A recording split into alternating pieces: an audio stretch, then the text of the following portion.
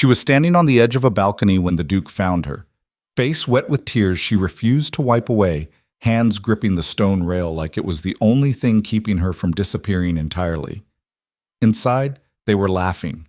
At her. Again.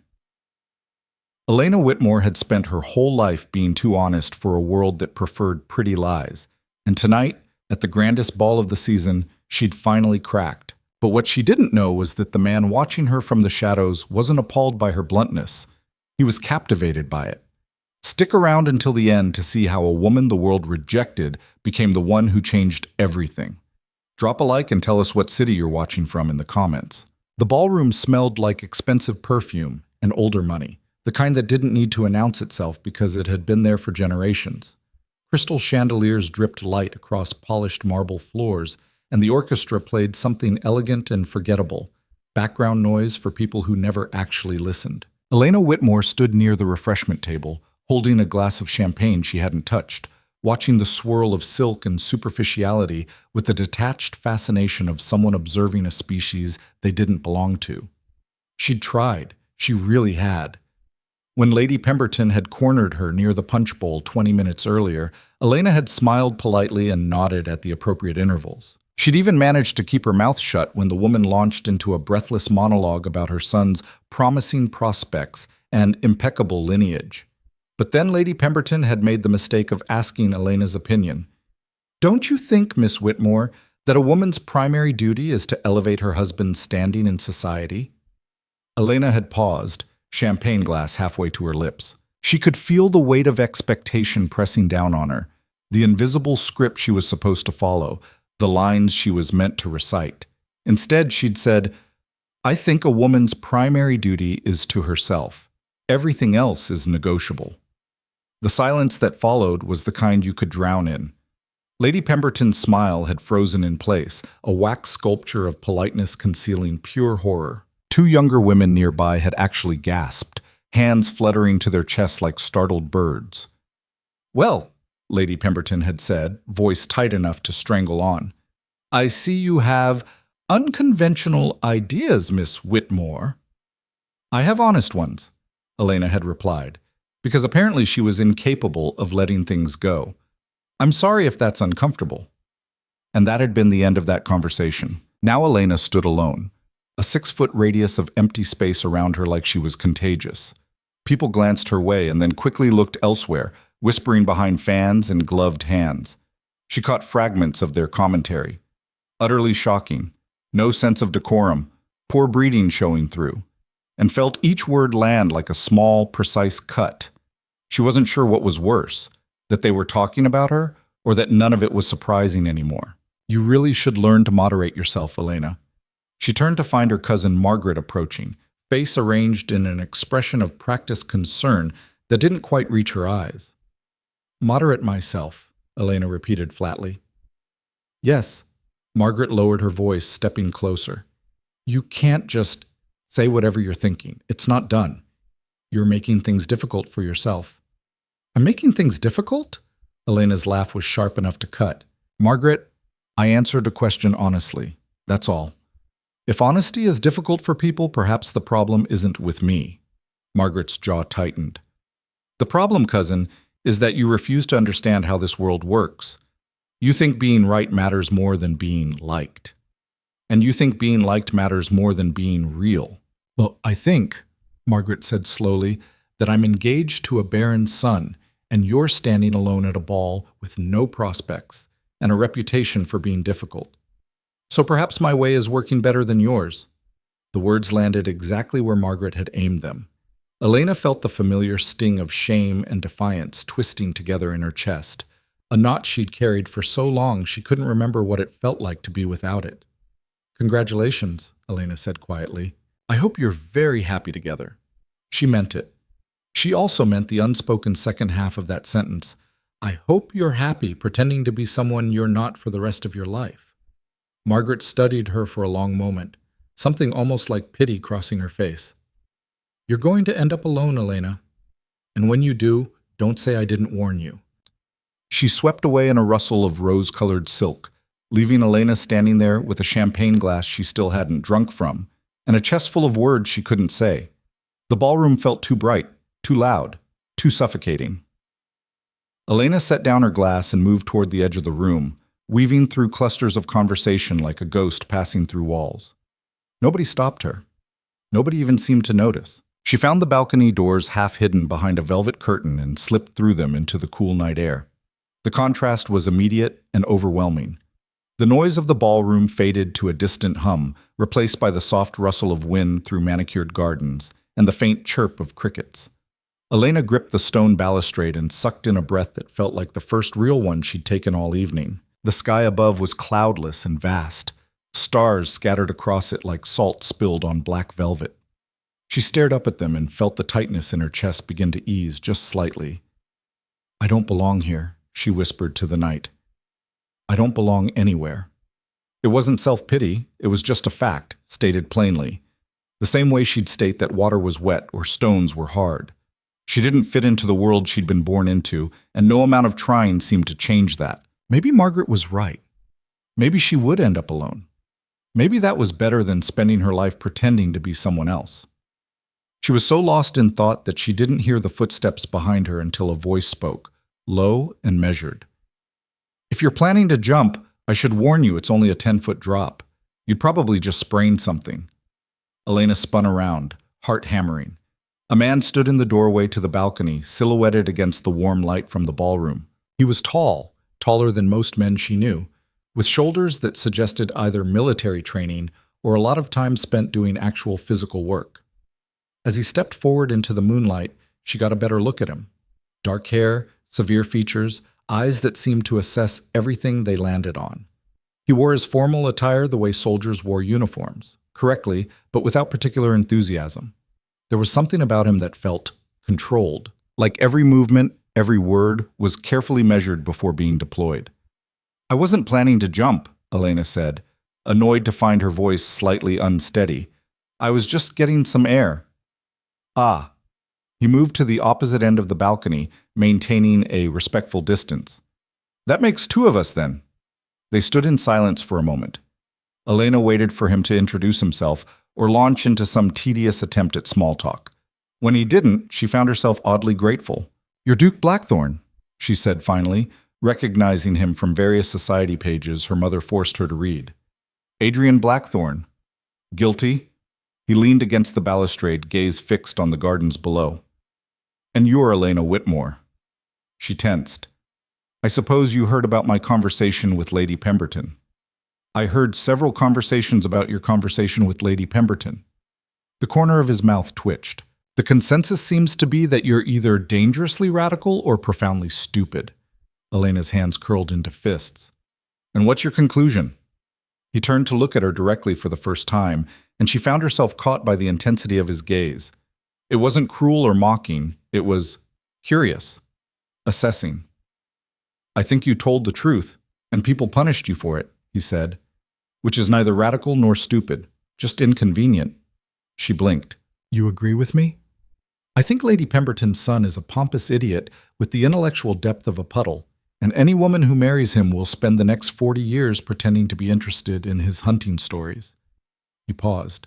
"So yes, I suppose I agree with you." Elena felt something shift in her chest, a small, fragile thing like the first crack in ice before a thaw.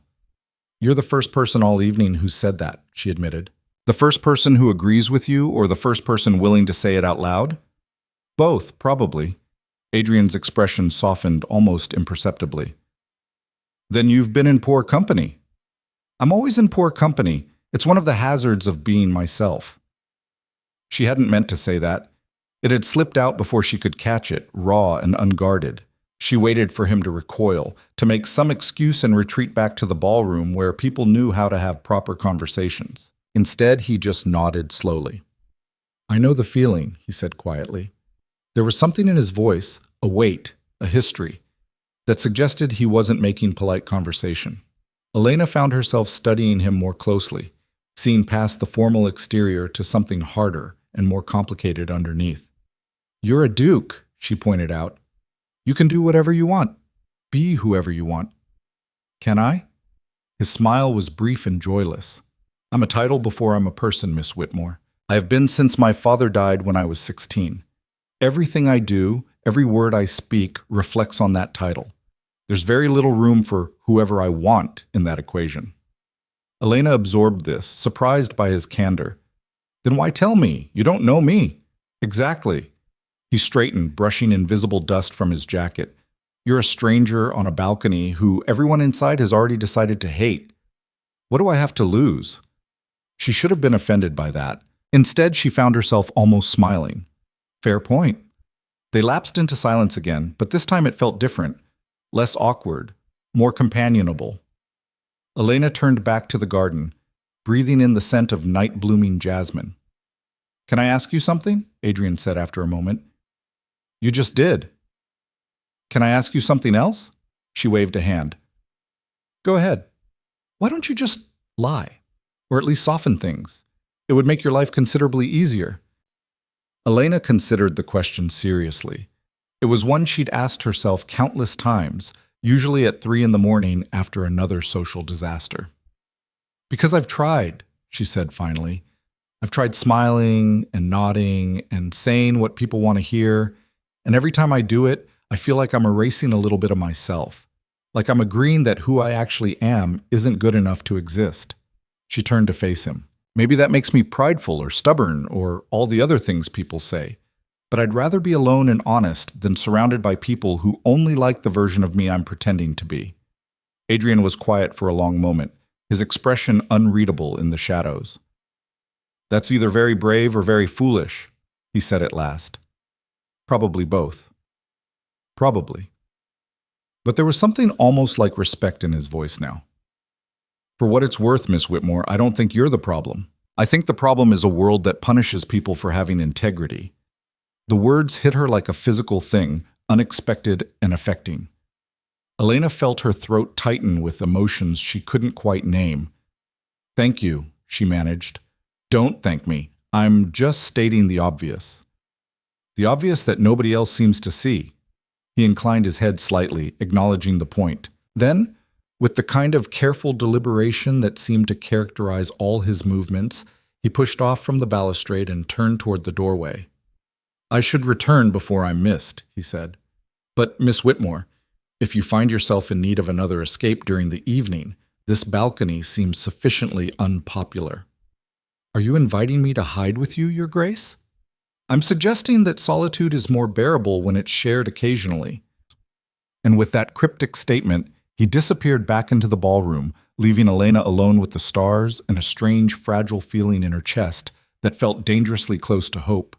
She stayed on the balcony for another 10 minutes, trying to make sense of what had just happened. Duke Adrian Blackthorne, a man she'd never spoken to before tonight, a man who by all accounts kept himself carefully distant from society's frivolities, had not only defended her perspective, but shared his own vulnerabilities in return. It was the first genuine conversation she'd had in months, maybe years. Eventually, the cold drove her back inside. The ballroom assaulted her senses again, too bright, too loud, too performative. She scanned the crowd and spotted Adrian across the room, speaking with an elderly gentleman in military dress. As if sensing her gaze, he glanced up, and for a fraction of a second their eyes met. He didn't smile, didn't nod, just held her gaze for one long moment before returning his attention to his companion. But it was enough.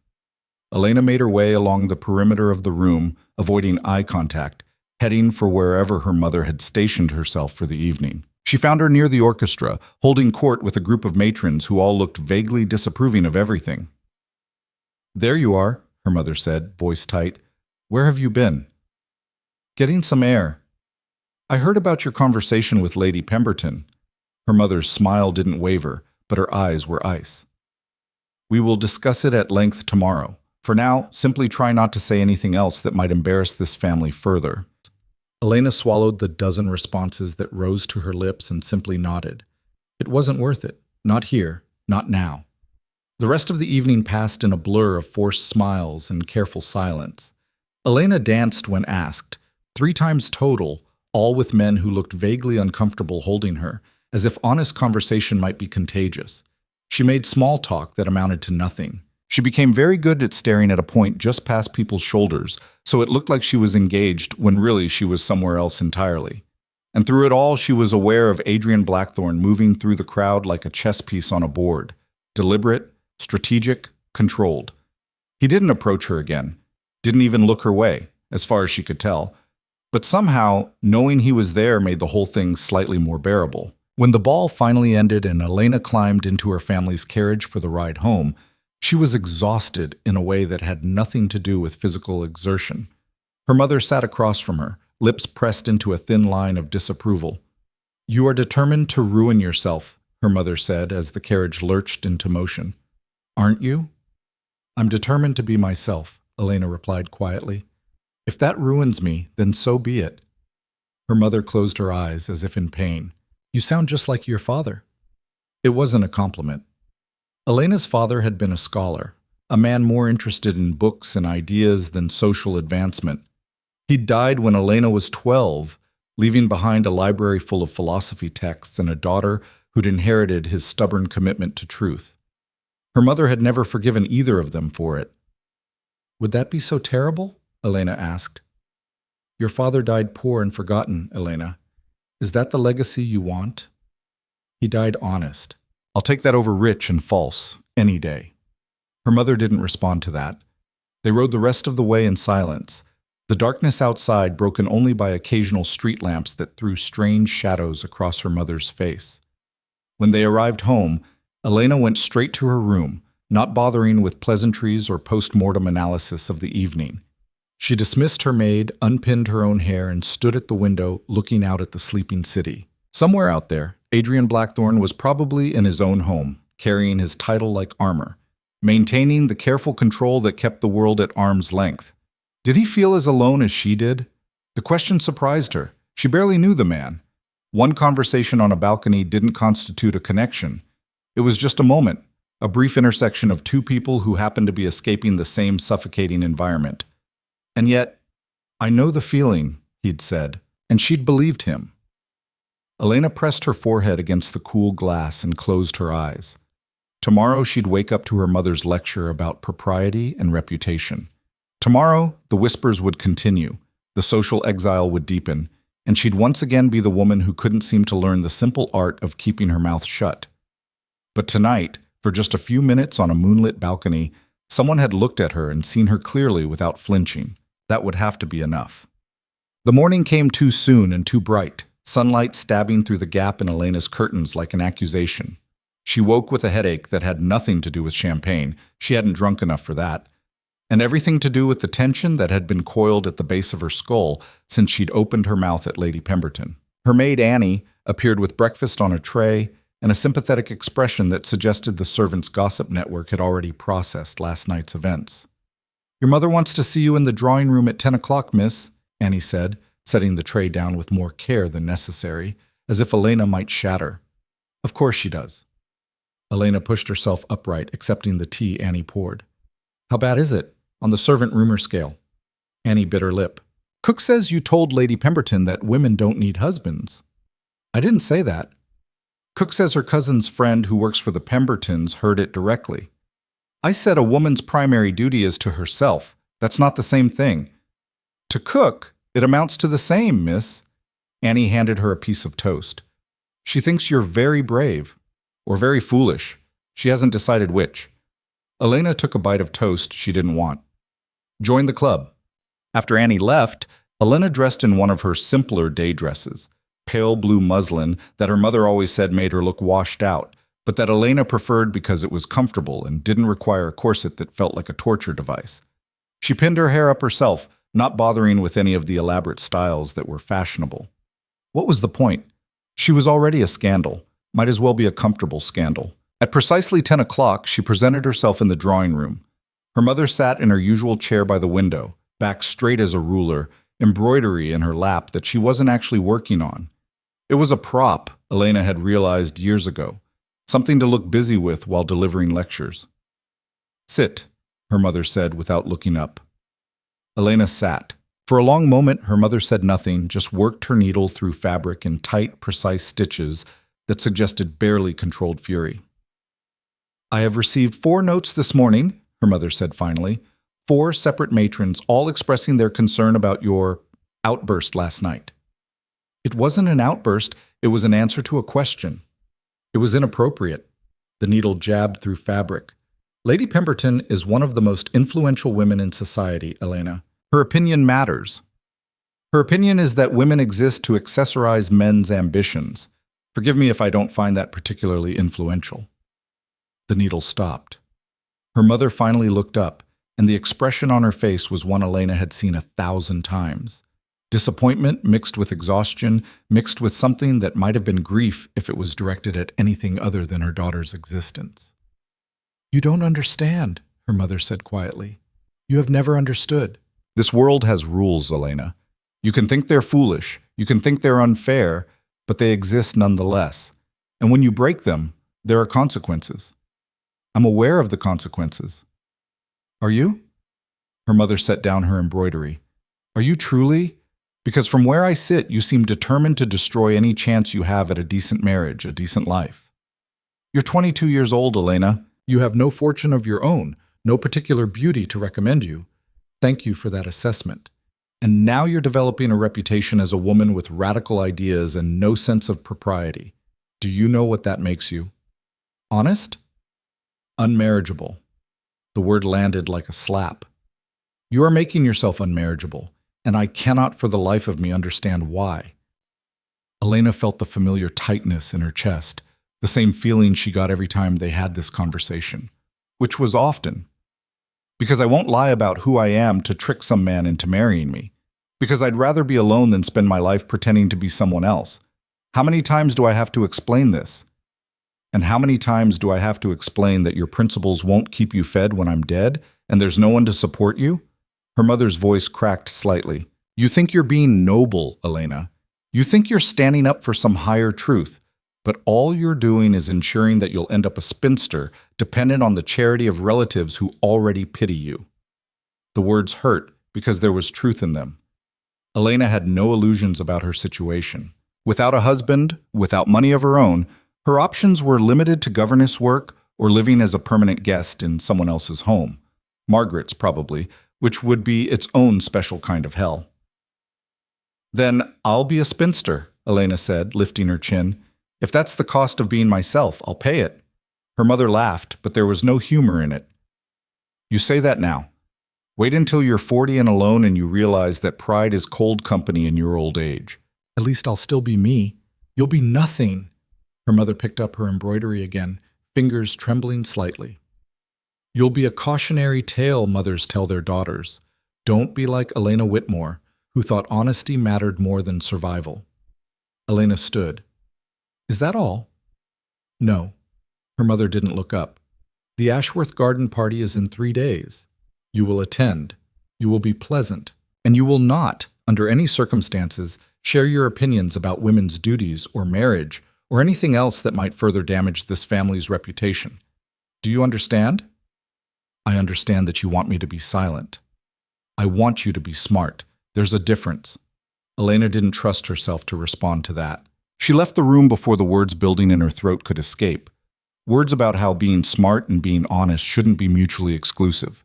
How a world that demanded women's silence in exchange for survival was a world that needed changing. But her mother had heard all those arguments before. They never changed anything. She found herself wandering through the house, restless and angry and directionless. Eventually, she ended up in her father's old study, the one room her mother had left mostly untouched after his death, as if preserving it might somehow preserve the parts of him she'd actually liked. The books were still there, lining the walls in alphabetical order the way her father had insisted. Philosophy, history, science, literature. He'd read voraciously, indiscriminately, consuming ideas the way other men consumed wine. Elena ran her fingers along the spines, remembering afternoons spent in this room while her father worked at his desk. He'd never minded her presence, never shooed her away to learn embroidery or deportment. He'd just let her sit and read, occasionally looking up to ask what she thought about whatever book had captured her attention. You have a good mind, Elena, he'd told her once. Don't let anyone convince you to waste it. But he died before he could teach her how to live in a world that considered a woman's mind dangerous if it produced thoughts instead of agreeable silence. She pulled down a worn copy of Marcus Aurelius's Meditations and opened it to a random page. You have power over your mind, not outside events. Realize this, and you will find strength. Easy for a Roman emperor to say. He'd had actual power, the kind that came with armies and authority. What power did Elena have? The power to alienate everyone around her? The power to make herself unmarriageable? She was so absorbed in the book that she didn't hear the knock on the door until Annie poked her head in. "Miss, there's a gentleman here to see you." Elena looked up. "A gentleman?" "Duke Blackthorn, miss." Annie's eyes were wide. "He's waiting in the front parlor." For a moment, Elena just stared at her, certain she'd misheard. "Duke Blackthorn is here. Now?" "Yes, miss. Your mother's having fits about it. She wasn't expecting callers, and the parlor wasn't properly prepared, and—" But Elena was already moving, setting down the book and heading for the door. Her heart was doing something strange in her chest, a flutter that was half excitement and half dread. Why would Adrian Blackthorn call on her? They'd had one conversation. One. That didn't constitute grounds for a social call, especially not from a duke to a woman who'd just publicly scandalized herself. Unless he was here to distance himself from her, to make it clear that their balcony conversation had been a momentary lapse in judgment and shouldn't be repeated. The thought made her stomach twist. She found him in the parlor, standing by the window with his hands clasped behind his back, studying the street outside with the same careful assessment he seemed to bring to everything.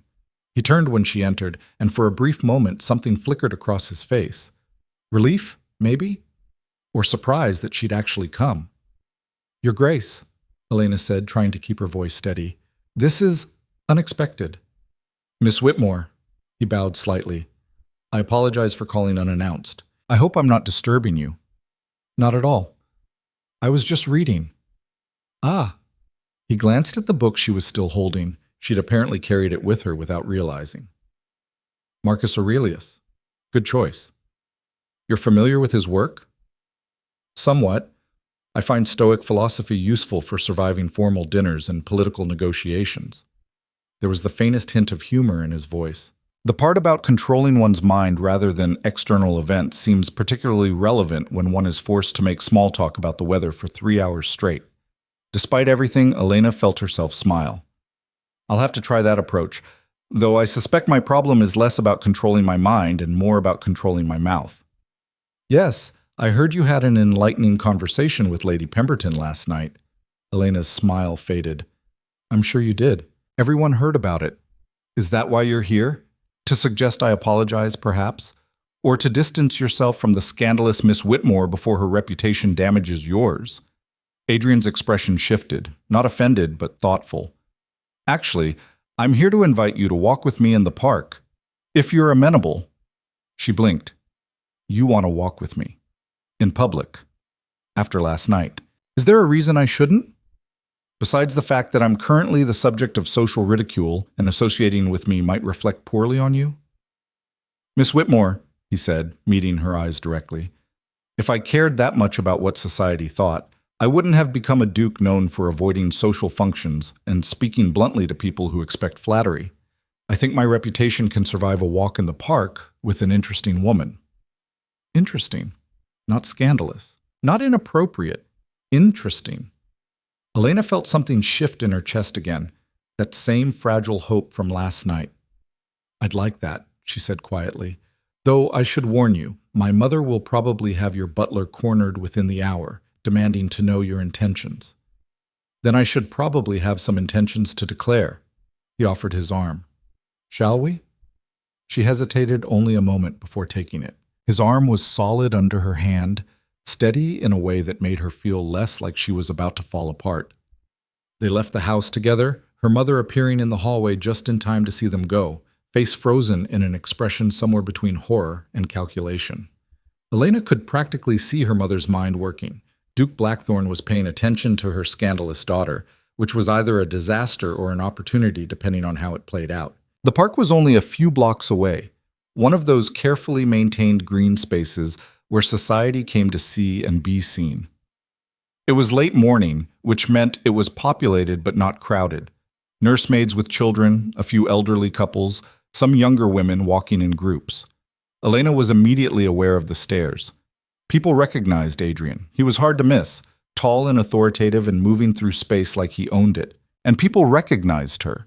The woman from last night's scandal, now walking arm in arm with one of the most eligible men in society. The whispers started almost immediately. Never would have expected. Duke Blackthorne, of all people. After what she said to Lady Pemberton, Elena forced herself to keep her head up, her pace steady. She would not give them the satisfaction of seeing her flinch. "They're staring," she said quietly. "Yes," Adrian agreed. "They usually do. I found the best approach is to pretend you don't notice. Except I do notice. Then pretend you don't care." "That's harder." He glanced down at her, something almost like sympathy in his eyes. "I know, but it gets easier with practice." They walked in silence for a moment, following a path that wound through carefully pruned hedges and flower beds that wouldn't bloom for another month. "Can I ask you something?" Elena said finally. "You can ask. I reserve the right not to answer. Why are you here?" "Really, we had one conversation. That doesn't typically constitute grounds for a social call, especially when the woman in question has just made herself persona non grata." Adrian was quiet for several steps. When he spoke, his voice was measured, careful. "Because I've spent the last 10 years watching people perform for each other, saying what they think they should say, behaving how they think they should behave. And last night on that balcony, I met someone who refused to do that. Someone who would rather be honest and isolated than false. And accepted."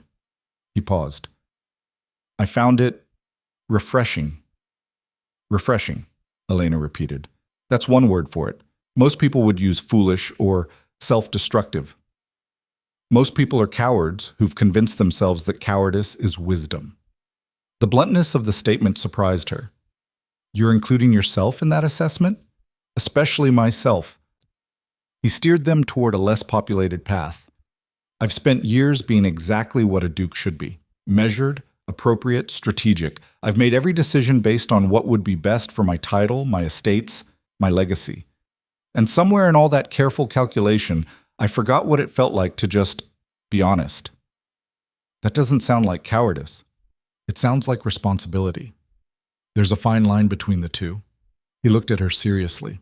"What you did last night, speaking your truth even when you knew it would cost you, that took courage.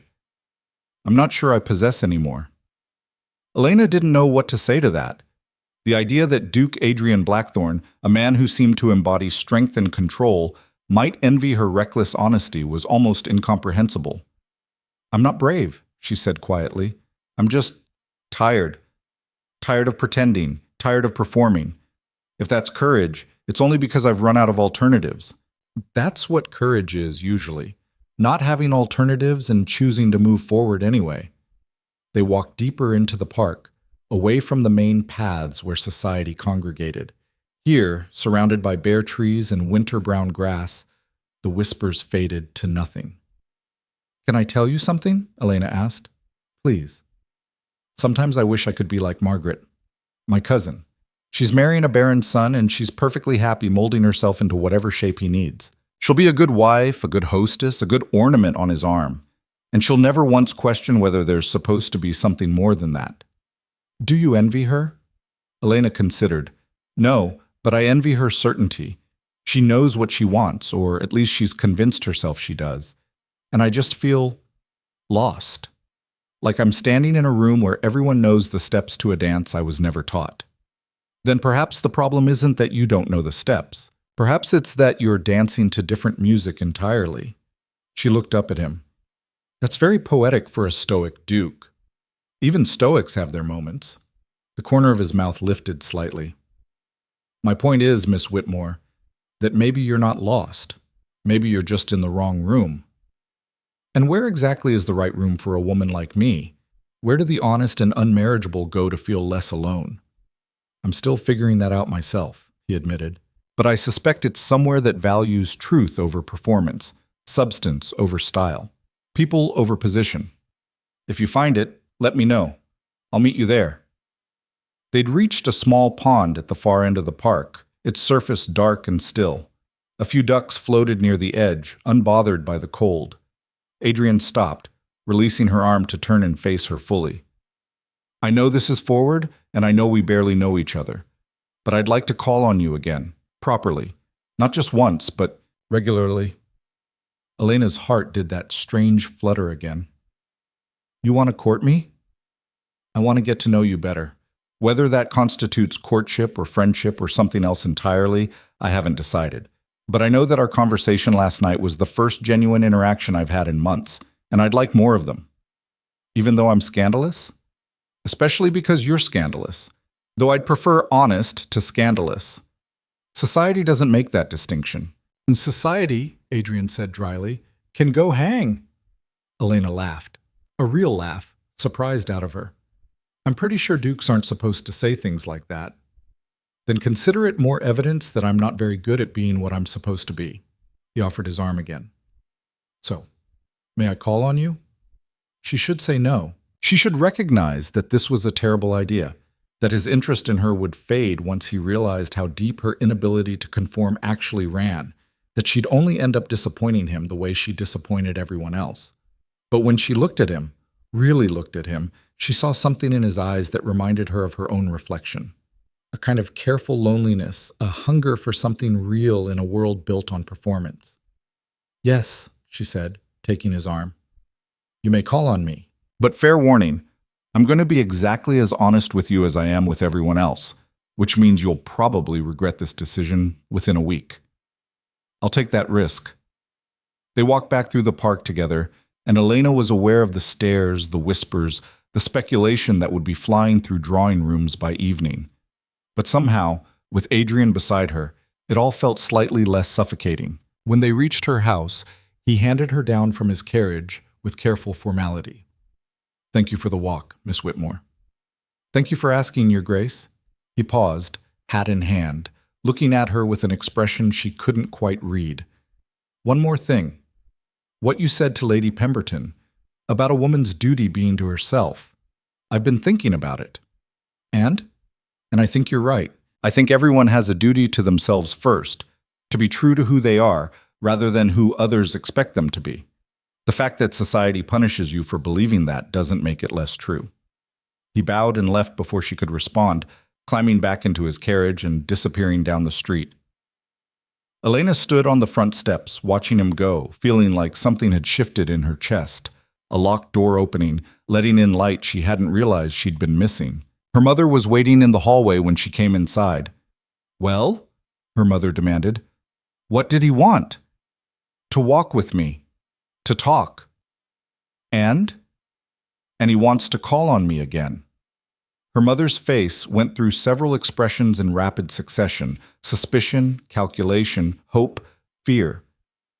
Duke Blackthorne wants to call on you after last night's disaster. Apparently so. Elena, her mother gripped her arm. This could be... You understand what this means, don't you? A duke. If you could just, for once in your life, be reasonable... Mother. Elena gently extracted her arm. If the Duke is interested in me, it's because I was unreasonable. It's because I said exactly what I thought to Lady Pemberton. Trying to be someone else now would defeat the entire purpose. But I'm going to my room. I have some thinking to do. She left her mother sputtering in the hallway and climbed the stairs to her bedroom, where she sat by the window and tried to make sense of what had just happened. Duke Adrian Blackthorne, a man who could have anyone, who had every advantage society could offer, was interested in her. Not despite her honesty, but because of it. It felt impossible. It felt terrifying. It felt like the first real possibility she'd had in years. Elena pressed her hand against the window glass, feeling the cold seep into her palm, and wondered what happened next.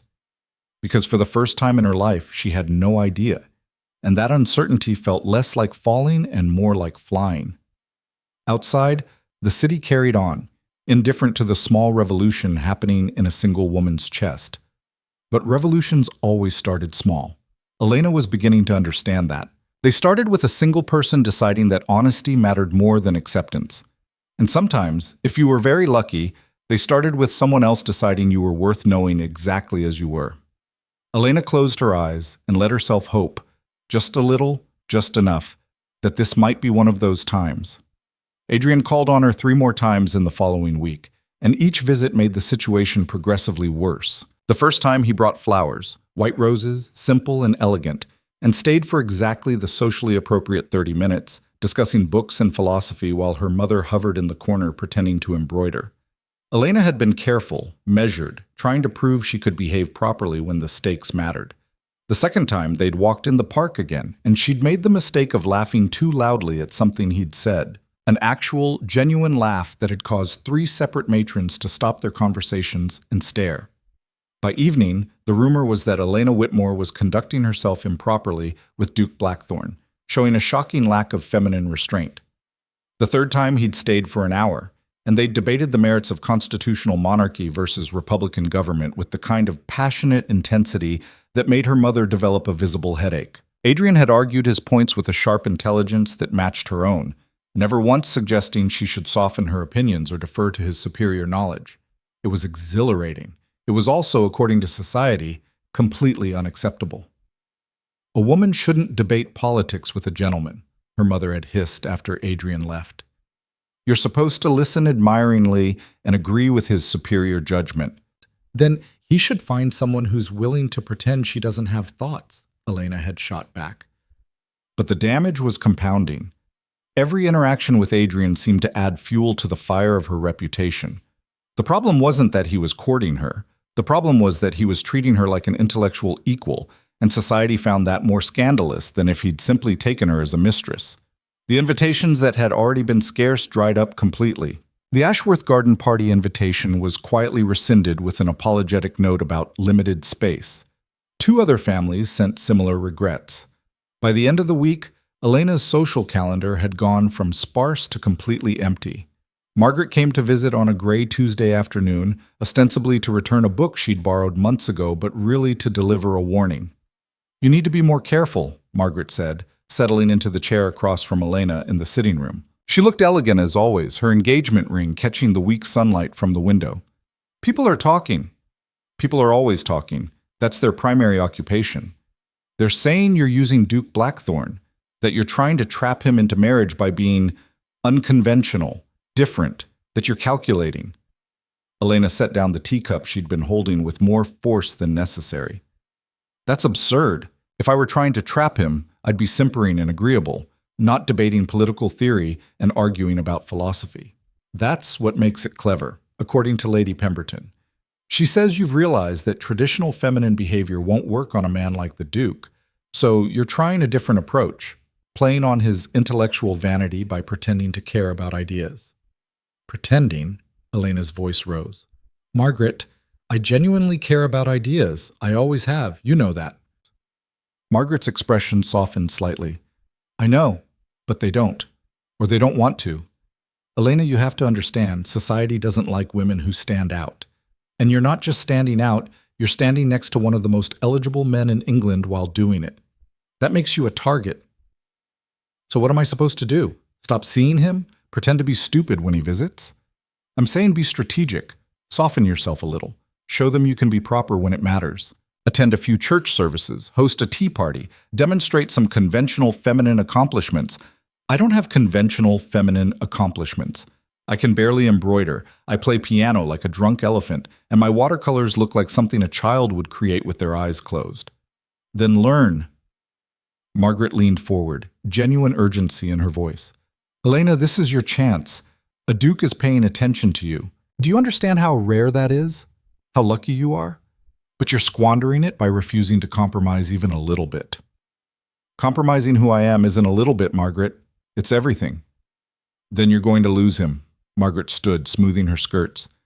And when you do, don't say I didn't warn you. Again.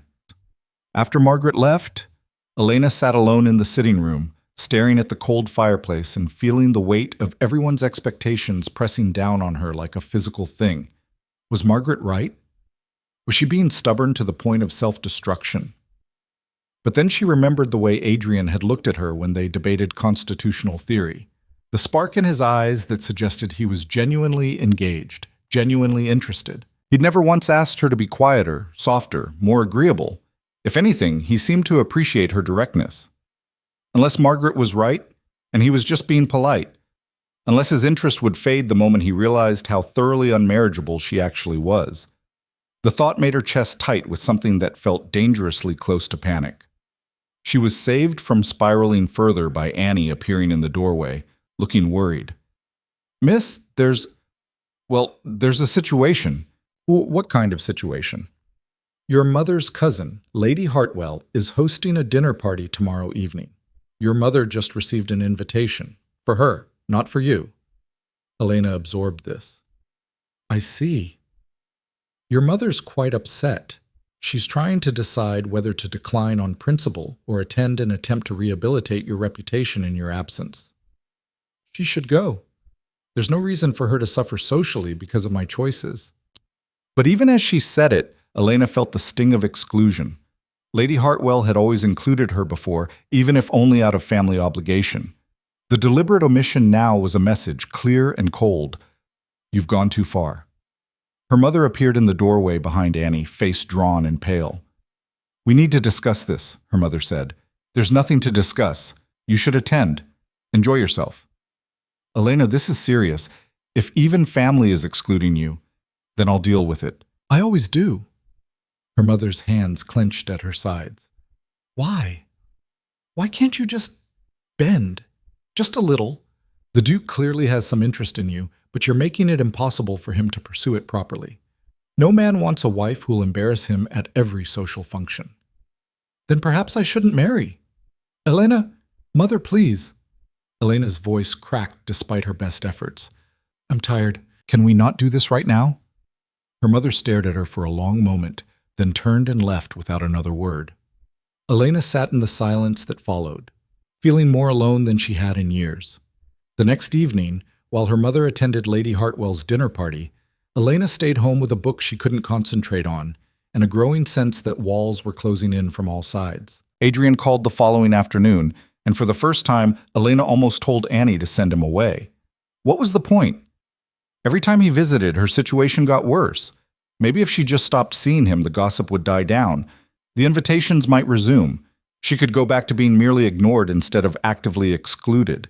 But then Annie showed him into the sitting room, and the moment Elena saw him, she knew she couldn't do it. Couldn't send him away, couldn't pretend she didn't want to see him. Miss Whitmore, he said, bowing slightly. You look troubled. I'm fine. You're lying. She almost laughed. You're very direct. I learned from the best. He sat in the chair across from her without waiting for an invitation, studying her face with that careful intensity she was beginning to recognize. What happened? Nothing. Everything. Does it matter? It matters to me. And that was the problem, wasn't it? It mattered to him, which made it matter even more to her, which made the whole situation impossibly complicated. People are talking, she said finally, about us. They think I'm using you, that I'm trying to trap you into marriage by being deliberately unconventional. Adrian's expression didn't change. And what do you think? I think that's absurd. I think if I wanted to trap you, I'd have better methods than arguing with you about philosophy.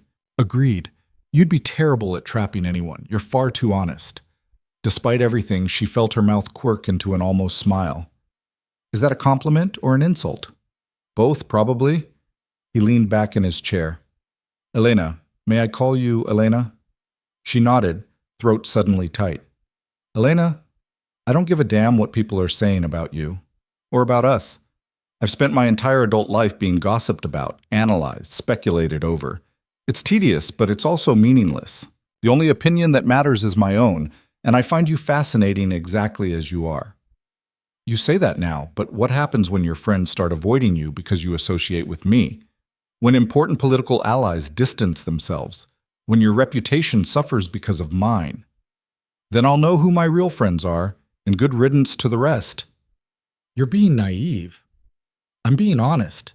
He leaned forward, elbows on his knees. Look, I understand the social calculus here. I understand that courting you is complicated, that it would be easier to pursue some bland, agreeable woman who knows how to smile and nod at appropriate intervals. But I don't want easy. I don't want bland. I want real conversations with someone who challenges me, who isn't afraid to disagree with me, who treats me like a person instead of a title. Adrian, I'm not finished. His voice was firm but not unkind. I also understand that you're scared, that every time I visit, your situation gets worse, that you're wondering if it's worth it, if I'm worth it, and I can't answer that for you, but I can tell you that I'm not going anywhere unless you explicitly tell me to leave and mean it.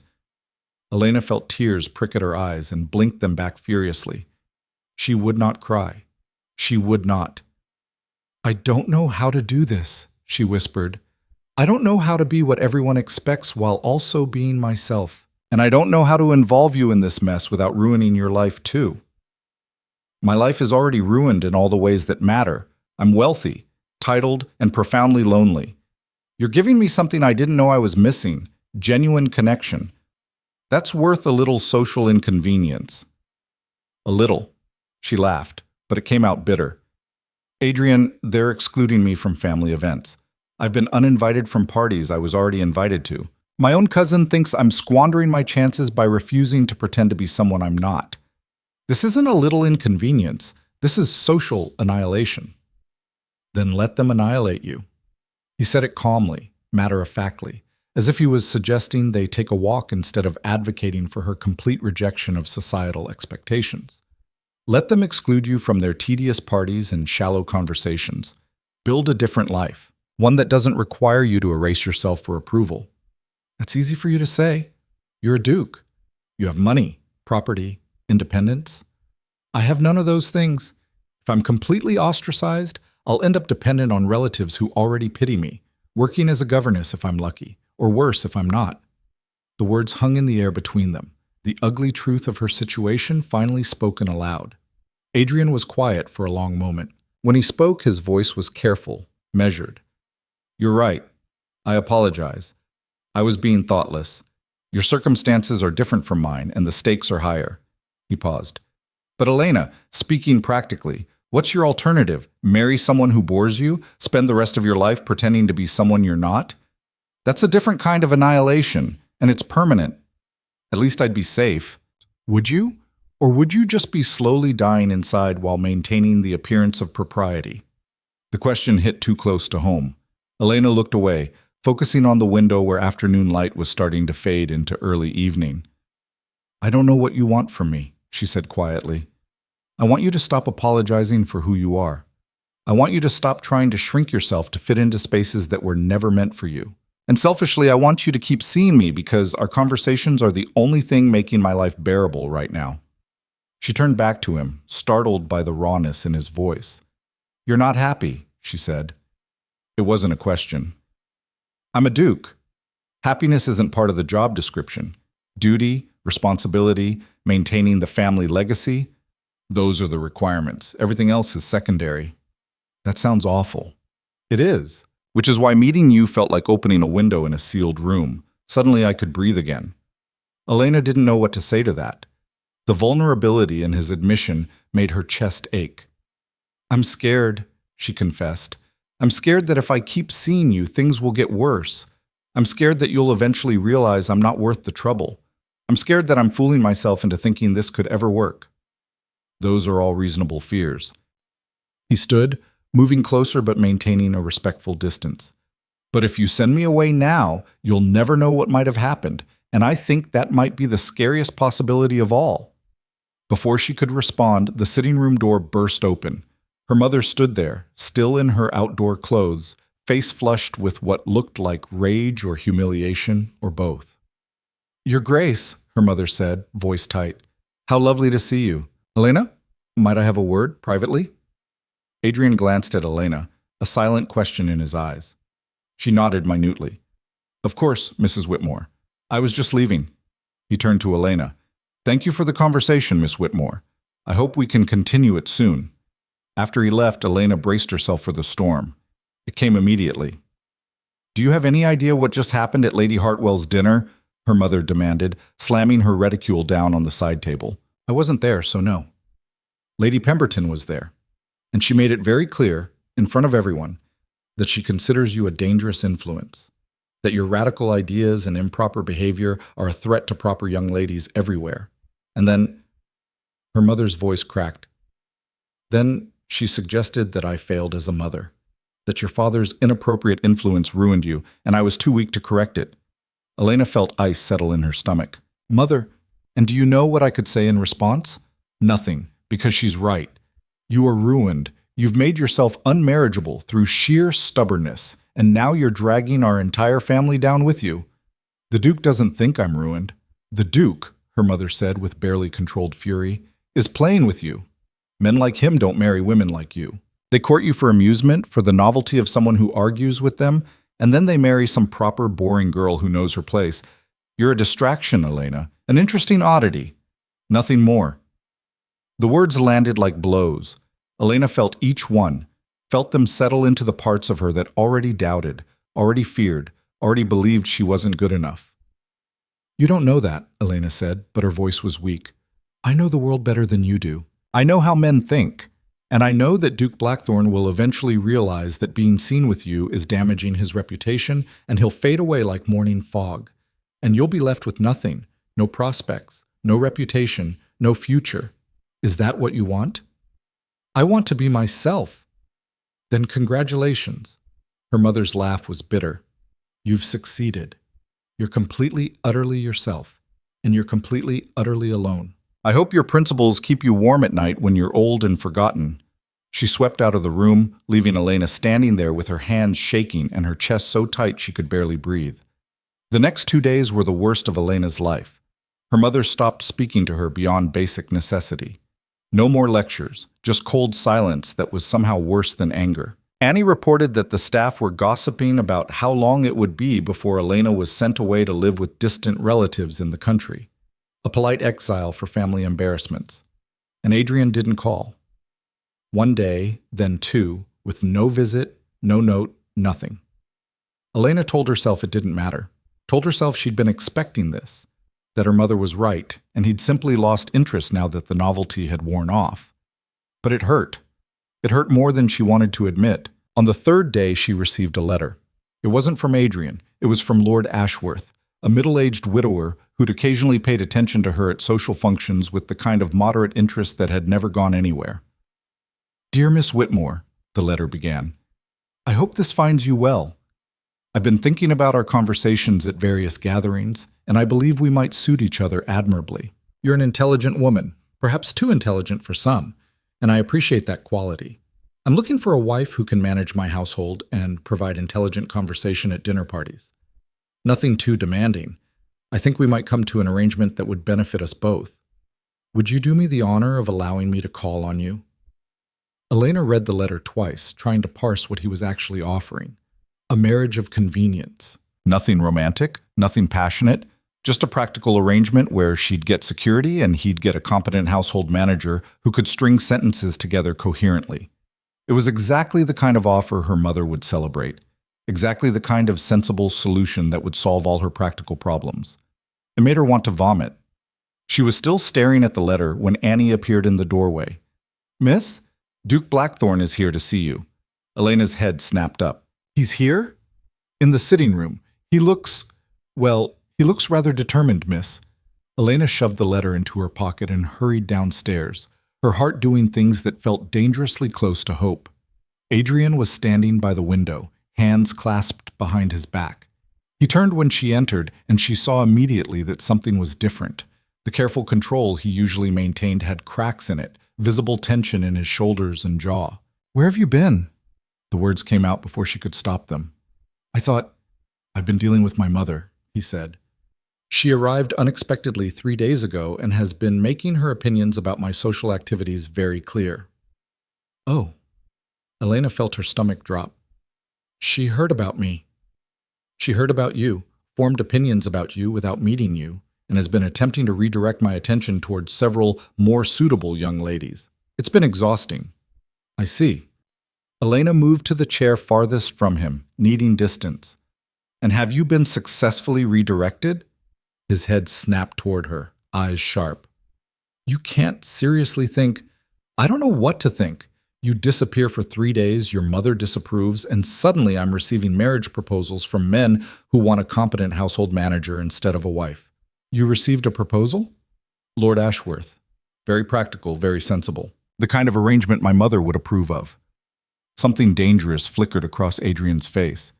And are you considering it? I don't know. Should I be? At least with him I'd know what I was getting, a practical arrangement with no pretense of affection, no risk of disappointment when he realizes I'm too much trouble. Elena, don't. She held up a hand. Your mother's right to be concerned. I'm exactly the wrong kind of woman for a duke. I can't manage a grand estate. I don't know how to navigate high society without causing scandals. And I'll never be the kind of duchess who smiles and nods while important men discuss politics as if women don't have thoughts. I don't want a woman who smiles and nods. I want what? What do you want, Adrian? Because I'm starting to think you don't actually know.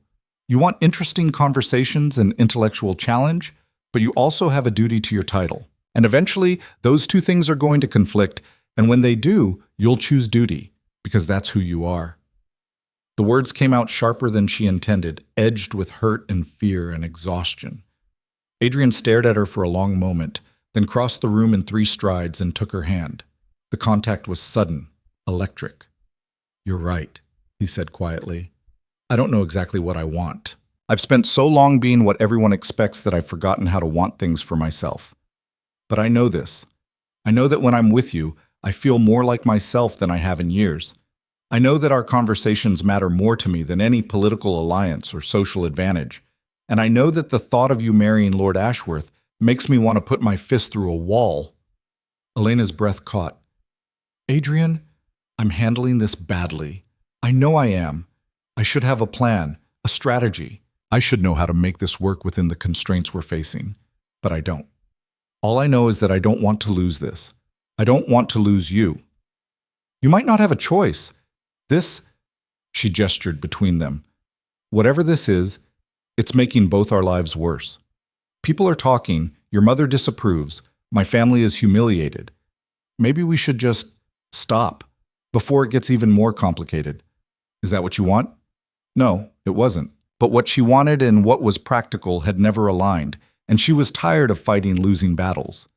"I want to be worth the trouble," she whispered, "but I don't think I am." Adrian's grip on her hand tightened. "You are worth every complication, every social disaster, every disapproving look from my mother or anyone else. You are worth it, Elena. When will you believe that?" Before she could answer, the sitting room door opened again. Her mother stood there, and this time she wasn't alone. Behind her stood a tall, severe-looking woman in an expensive traveling dress, her expression radiating aristocratic disapproval. "Adrian," the woman said coldly, "I thought I might find you here." Adrian's jaw tightened. "Mother, this is a private conversation. Clearly." The woman's gaze swept over Elena with the kind of assessment usually reserved for livestock at market. "And this must be the notorious Miss Whitmore." Elena felt herself straighten, chin lifting despite the humiliation burning through her. "Your Grace, how lovely to meet you." "I'm sure." The Dowager Duchess stepped fully into the room, and Elena's mother followed, looking torn between mortification and vindication. "Adrian, we're leaving, now." "I'm not finished here." "Yes, you are." His mother's voice was ice. "I've allowed this dalliance to continue long enough. It's time to remember your responsibilities. My responsibilities don't include abandoning people I care about because society finds them inconvenient." The Dowager Duchess's expression hardened. "No. Your responsibilities include maintaining the dignity of your position and not embarrassing our family with unsuitable attachments. This girl, her name is Elena. This girl is exactly the wrong sort. Outspoken, inappropriate, utterly lacking in the qualities necessary for a duchess. I will not stand by and watch you throw away your duty for some childish infatuation." The room went silent. Elena felt the weight of 4 pairs of eyes on her. The Dowager Duchess's contempt, her mother's resignation, Adrian's frustrated desperation, and her own reflection in the window glass showing a woman who'd finally had enough. "You're right," Elena said quietly. Everyone turned to look at her. "Elena, don't—" Adrian started, but she cut him off. "She's right.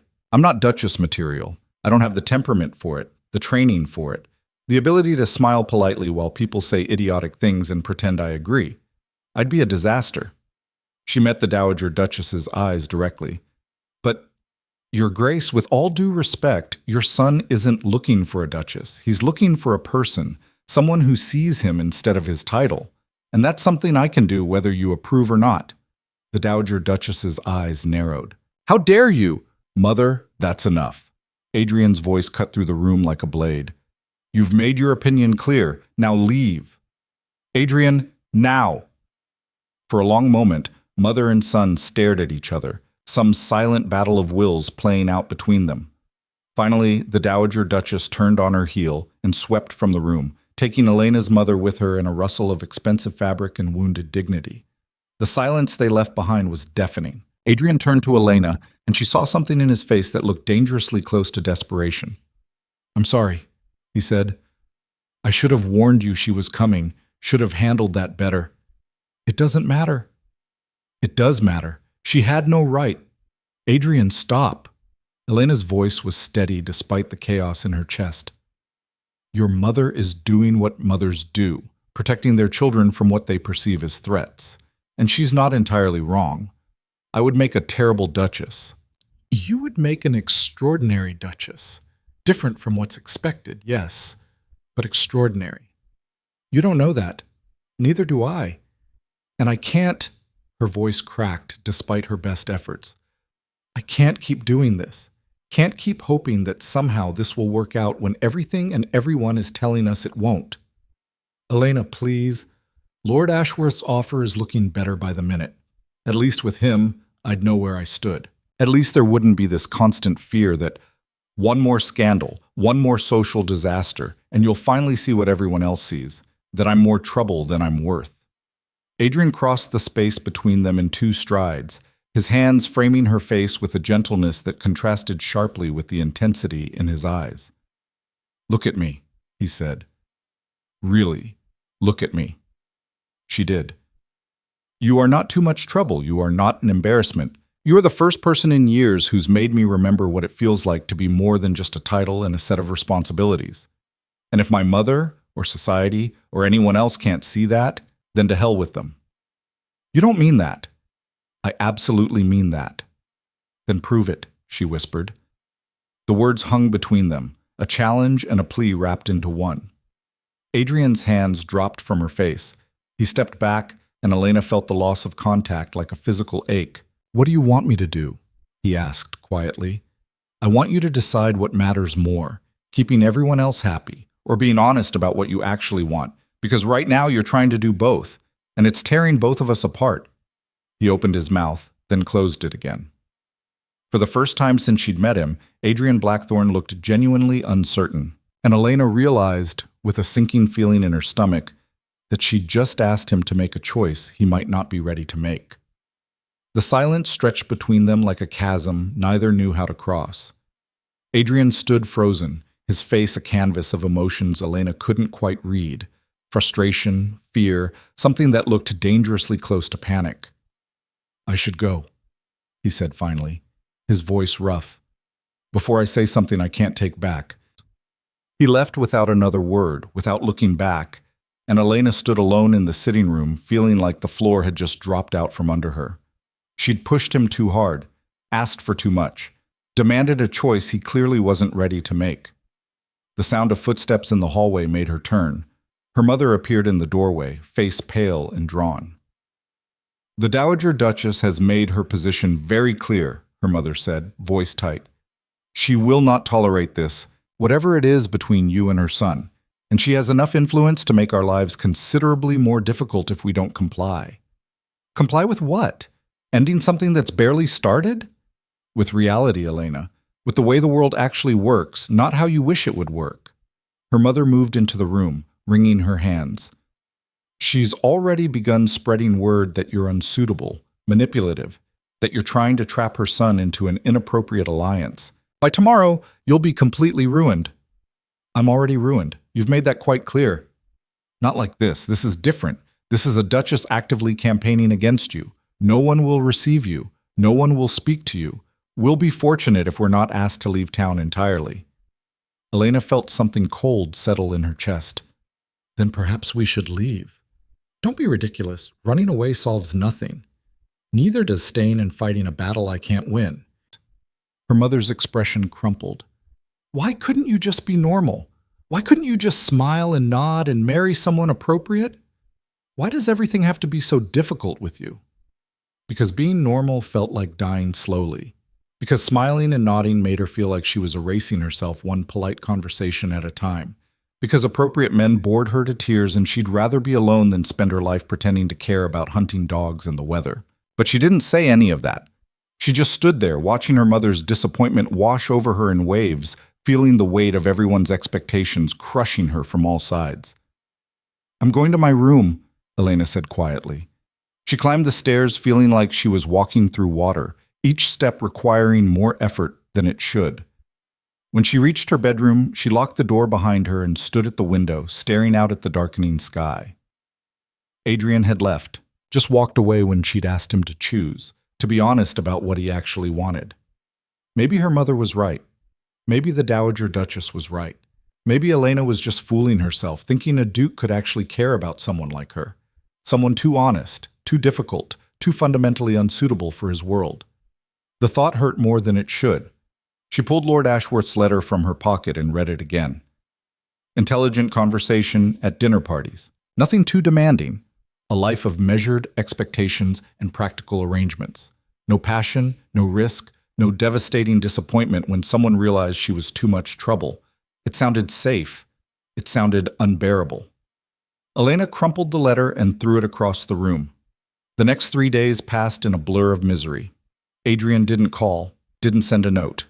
Nothing. Her mother's predictions about social annihilation proved accurate. 2 more families sent polite regrets about upcoming events Elena hadn't even been invited to. Preemptive rejections, just to be clear where things stood. The servants reported that other household staff were gossiping about the Whitmore girl who'd aimed too high and was getting what she deserved. Even Margaret stopped visiting. Elena spent most of her time in her father's old study, reading philosophy texts that offered no actual comfort, but at least gave her something to focus on besides the hollow ache in her chest. On the 4th day, Lord Ashworth called. He was exactly as Elena remembered. Middle-aged, pleasant enough in a bland sort of way, with the kind of unremarkable features that would be easy to forget. He made polite conversation about the weather, mentioned his late wife with appropriate sadness, but no real grief, and outlined his expectations for a potential marriage with the enthusiasm one might use to describe a business contract. Which, Elena supposed, was exactly what he was proposing. "I'm not looking for romance," he said frankly, after her mother had excused herself to give them privacy. "I had that with my first wife, and lightning doesn't strike twice. But I need someone to manage my household, host dinner parties, provide intelligent companionship. You're educated, well-spoken, and from what I understand, not interested in the usual feminine frivolities. We could suit each other well." "You're not concerned about my reputation?" Elena asked. "The scandals?" He waved a hand dismissively. "Society nonsense. You spoke your mind to some pompous woman and spent time with a duke. Neither of those things concern me. What concerns me is whether you can manage a staff of 20, organize a dinner for 40 guests, and discuss current events intelligently over breakfast. Can you do those things?" "Probably. I've never tried, but I'm capable of learning." "Good enough." He leaned back in his chair. "I'll be honest, Miss Whitmore. You're not my first choice. I'd hoped to find someone with more conventional accomplishments and fewer rough edges. But the marriage market at my age is limited, and you have the advantage of intelligence and the disadvantage of limited options. It's a practical match." Elena should have been offended. Instead, she found herself almost appreciating his bluntness. At least he wasn't pretending this was anything other than what it was. 2 people settling for each other because the alternatives were worse. "I need time to consider," she said. "Of course, but don't take too long. I have other prospects, and your situation isn't improving. The longer you wait, the fewer options you'll have." After he left, Elena sat alone in the sitting room, staring at nothing and feeling the walls close in tighter. She could marry Lord Ashworth, live a safe, measured, profoundly boring life managing his household and making intelligent conversation over breakfast. Never have to worry about money or security or ending up dependent on Margaret's charity in her old age. All she had to do was give up any hope of something more, something real. The thought made her want to scream. She was still sitting there when Annie appeared with a note on a silver tray. "This just arrived for you, miss. The messenger said it was urgent." Elena's heart jumped. Maybe Adrian had finally... But the handwriting wasn't his. It was unfamiliar, elegant, female. She broke the seal and read, "Miss Whitmore, I believe we should speak. I will be at the Ashford Estate Gardens tomorrow at 2 o'clock. Come alone. DB Dowager. Duchess Blackthorne. Adrian's mother wanted to meet with her. Alone. Elena's first instinct was to refuse. Nothing good could come from a private meeting with a woman who'd made her contempt abundantly clear. It was probably a trap, an opportunity to humiliate Elena further or extract some promise that she'd leave Adrian alone.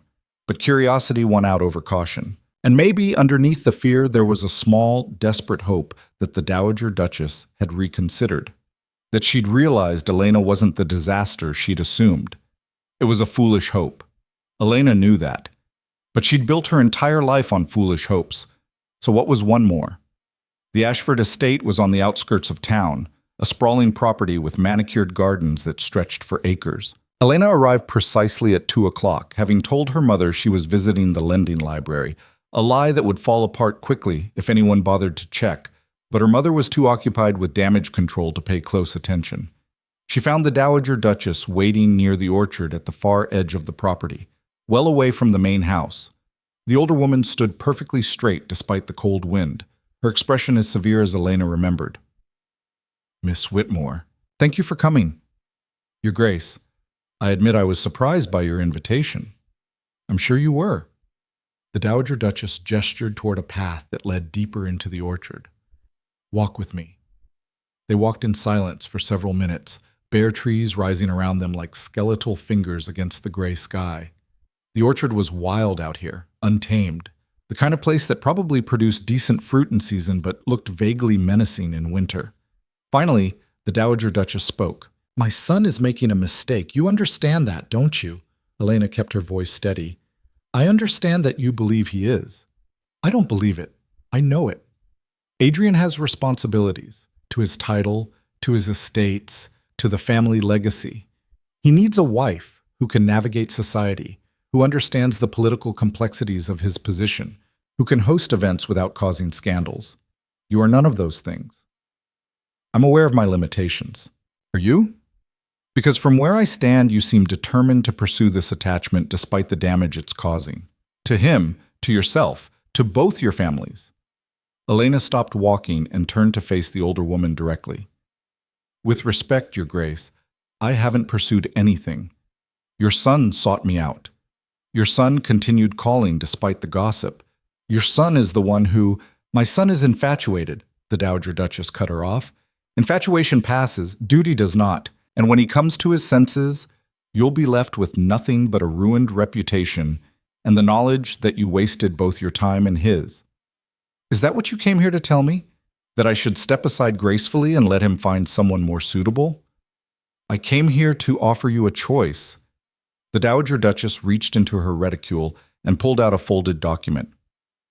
"This is a bank draft for £5,000, more than enough to start a new life somewhere else. France, perhaps. Or Italy.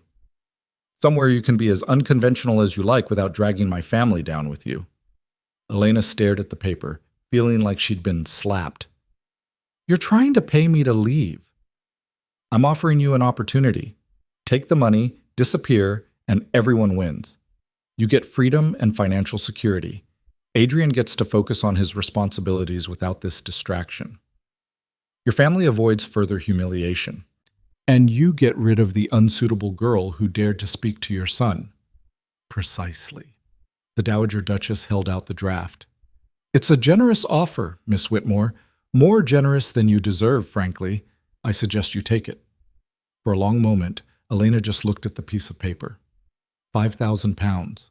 It was more money than she'd see in her lifetime otherwise. Enough to live independently, to never have to marry Lord Ashworth or anyone else out of desperation. All she had to do was abandon any possibility of a future with Adrian. "No," she said quietly. The Dowager Duchess's eyes narrowed. "Excuse me? No, I won't take your money. I won't disappear. And I won't make decisions about my life based on what's convenient for you. You're making a mistake."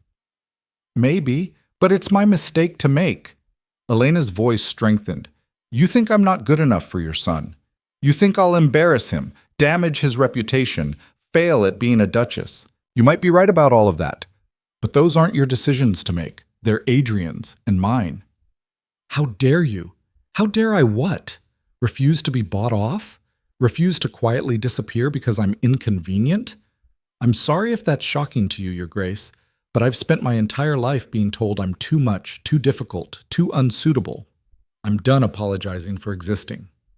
The Dowager Duchess's face had gone pale with fury. You stupid, selfish girl. Do you have any idea what you're throwing away? Not just for yourself, for Adrian. You could have anyone. Anyone, and you're too proud or too foolish to see that you're dragging him down to your level instead of rising to his. The words hit harder than Elena wanted to admit. Because wasn't that what she'd feared all along? That she was exactly what everyone said. Unsuitable, inappropriate, more trouble than she was worth? Then let him make that decision, Elena said, proud that her voice didn't shake. Let him decide if I'm worth the trouble. Don't make it for him. He's already made it. The Dowager Duchess's smile was cruel. He hasn't called on you in 4 days. He's been meeting with perfectly suitable young ladies that I've introduced him to. He's remembering his duty, Miss Whitmore, and soon he'll forget all about you. The words were designed to hurt, and they succeeded. Elena felt them sink in like barbs, finding all her vulnerable places and twisting. If that's true, Elena said, fighting to keep her composure, then there's nothing for you to worry about, is there? I'll be yesterday's news soon enough. You didn't need to come here with your bank draft and your threats. It wasn't a threat, it was an offer. Last chance, Miss Whitmore. Take the money and leave with your dignity intact, or stay and watch him choose duty over you. Either way, you lose. At least one way you get paid for your trouble. Elena looked at the bank draft one more time, at the number that represented more security than she'd ever known, and felt something inside her crystallize into absolute certainty. Keep your money, Your Grace. I don't want it. She turned and walked away, heart pounding, hands shaking, before the Dowager Duchess could respond. She didn't look back. She made it halfway through the orchard before the tears came. Elena stumbled off the main path, not wanting anyone to see her fall apart. She found herself among the wild trees at the orchard's edge, where fruit had probably once grown in neat rows, but now everything was overgrown and tangled. She sank down against a thick trunk and let herself cry. For the first time in days, in weeks maybe. All the fear and frustration and hurt poured out in ugly, gasping sobs that she couldn't control and didn't try to. She'd turned down 5,000 pounds. 5,000 pounds. For what? For a man who hadn't bothered to contact her in 4 days? For the possibility of something that everyone insisted was impossible? She was an idiot, a proud, stubborn idiot who'd just thrown away her best chance at security because she couldn't let go of a foolish hope. The tears kept coming, and Elena curled in on herself, pressing her forehead to her knees. I'm so tired, she whispered to no one. I'm so tired of fighting. The wind rustled through bare branches above her, offering no answer. She didn't know how long she sat there. Long enough for the tears to slow, for her breathing to even out, for the cold to seep through her cloak and make her shiver. Finally, she forced herself to stand. Her legs were stiff, her face felt swollen, and she probably looked like she'd been dragged backward through a hedge. But she couldn't stay here forever. She was brushing dirt and dead leaves from her skirt when she heard voices. Male voices. Coming closer. Elena froze, looking around for somewhere to hide. The last thing she needed was to be discovered crying in an orchard by strangers who'd report back to society that Elena Whitmore had finally had a complete breakdown. The voices grew louder, and she caught fragments of conversation. Told you this was a waste of time. Mother insists I at least meet her properly. Perfectly nice, but you'll be bored within a week. Elena's heart stopped. She knew that voice. That particular combination of measured control and underlying frustration. Adrian, he was here, in the orchard, with someone. She should announce her presence, should step out and make it clear she wasn't eavesdropping, but her feet wouldn't move, rooted to the ground by a mixture of curiosity and dread. Lady Catherine is intelligent and accomplished, a second voice said. Older, male, probably a friend. Your mother approves of her. She'd make an excellent duchess. I'm sure she would. Adrian's voice was flat. She'd make someone an excellent duchess. Just not me. Adrian, be reasonable. You can't throw away your future for some girl who... Don't. The single word was sharp enough to cut.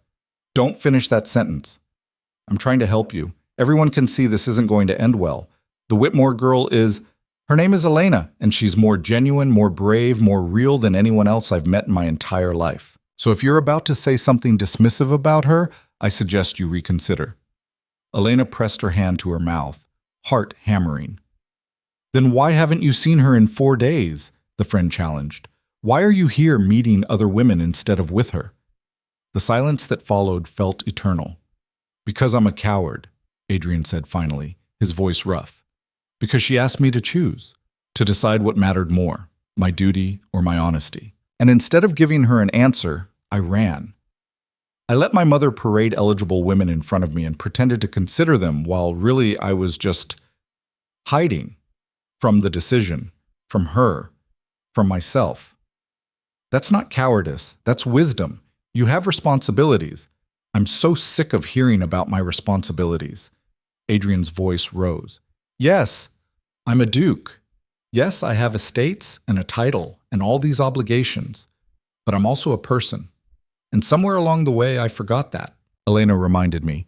She looked at me and saw someone worth knowing beyond the title. And instead of fighting for that, instead of choosing her, I retreated behind duty and propriety and all the same walls I've been hiding behind my entire life. "So what are you going to do?" Another long silence. "I don't know," Adrian admitted. "I don't know if I'm brave enough to choose her, to face down my mother, to deal with the social consequences, to risk my position for the possibility of something real. And that makes me exactly the kind of man she deserves better than." Elena couldn't breathe, couldn't move, could only stand there with tears streaming down her face again, listening to Adrian articulate all the same fears she'd been wrestling with. "If you love her," the friend said quietly, "you'll find a way. And if loving her isn't enough, then at least you'll have tried. That's more than most people can say." Their footsteps began moving away, voices fading. Elena stayed frozen against the tree, mind racing. He did care. He was just scared, just as scared as she was. And he was out there right now, wrestling with the same impossible choice she'd been facing. Safety versus truth, duty versus desire, the life everyone expected versus the one that might actually make them happy. Elena pushed away from the tree and started moving deeper into the orchard, away from the voices. She needed to think, needed to process what she'd just heard. She told Adrian to choose, to be honest about what he wanted, but she'd never given him a real answer to the same question. What did she want? Not what was practical, not what would make her mother happy or society comfortable. What did Elena actually want?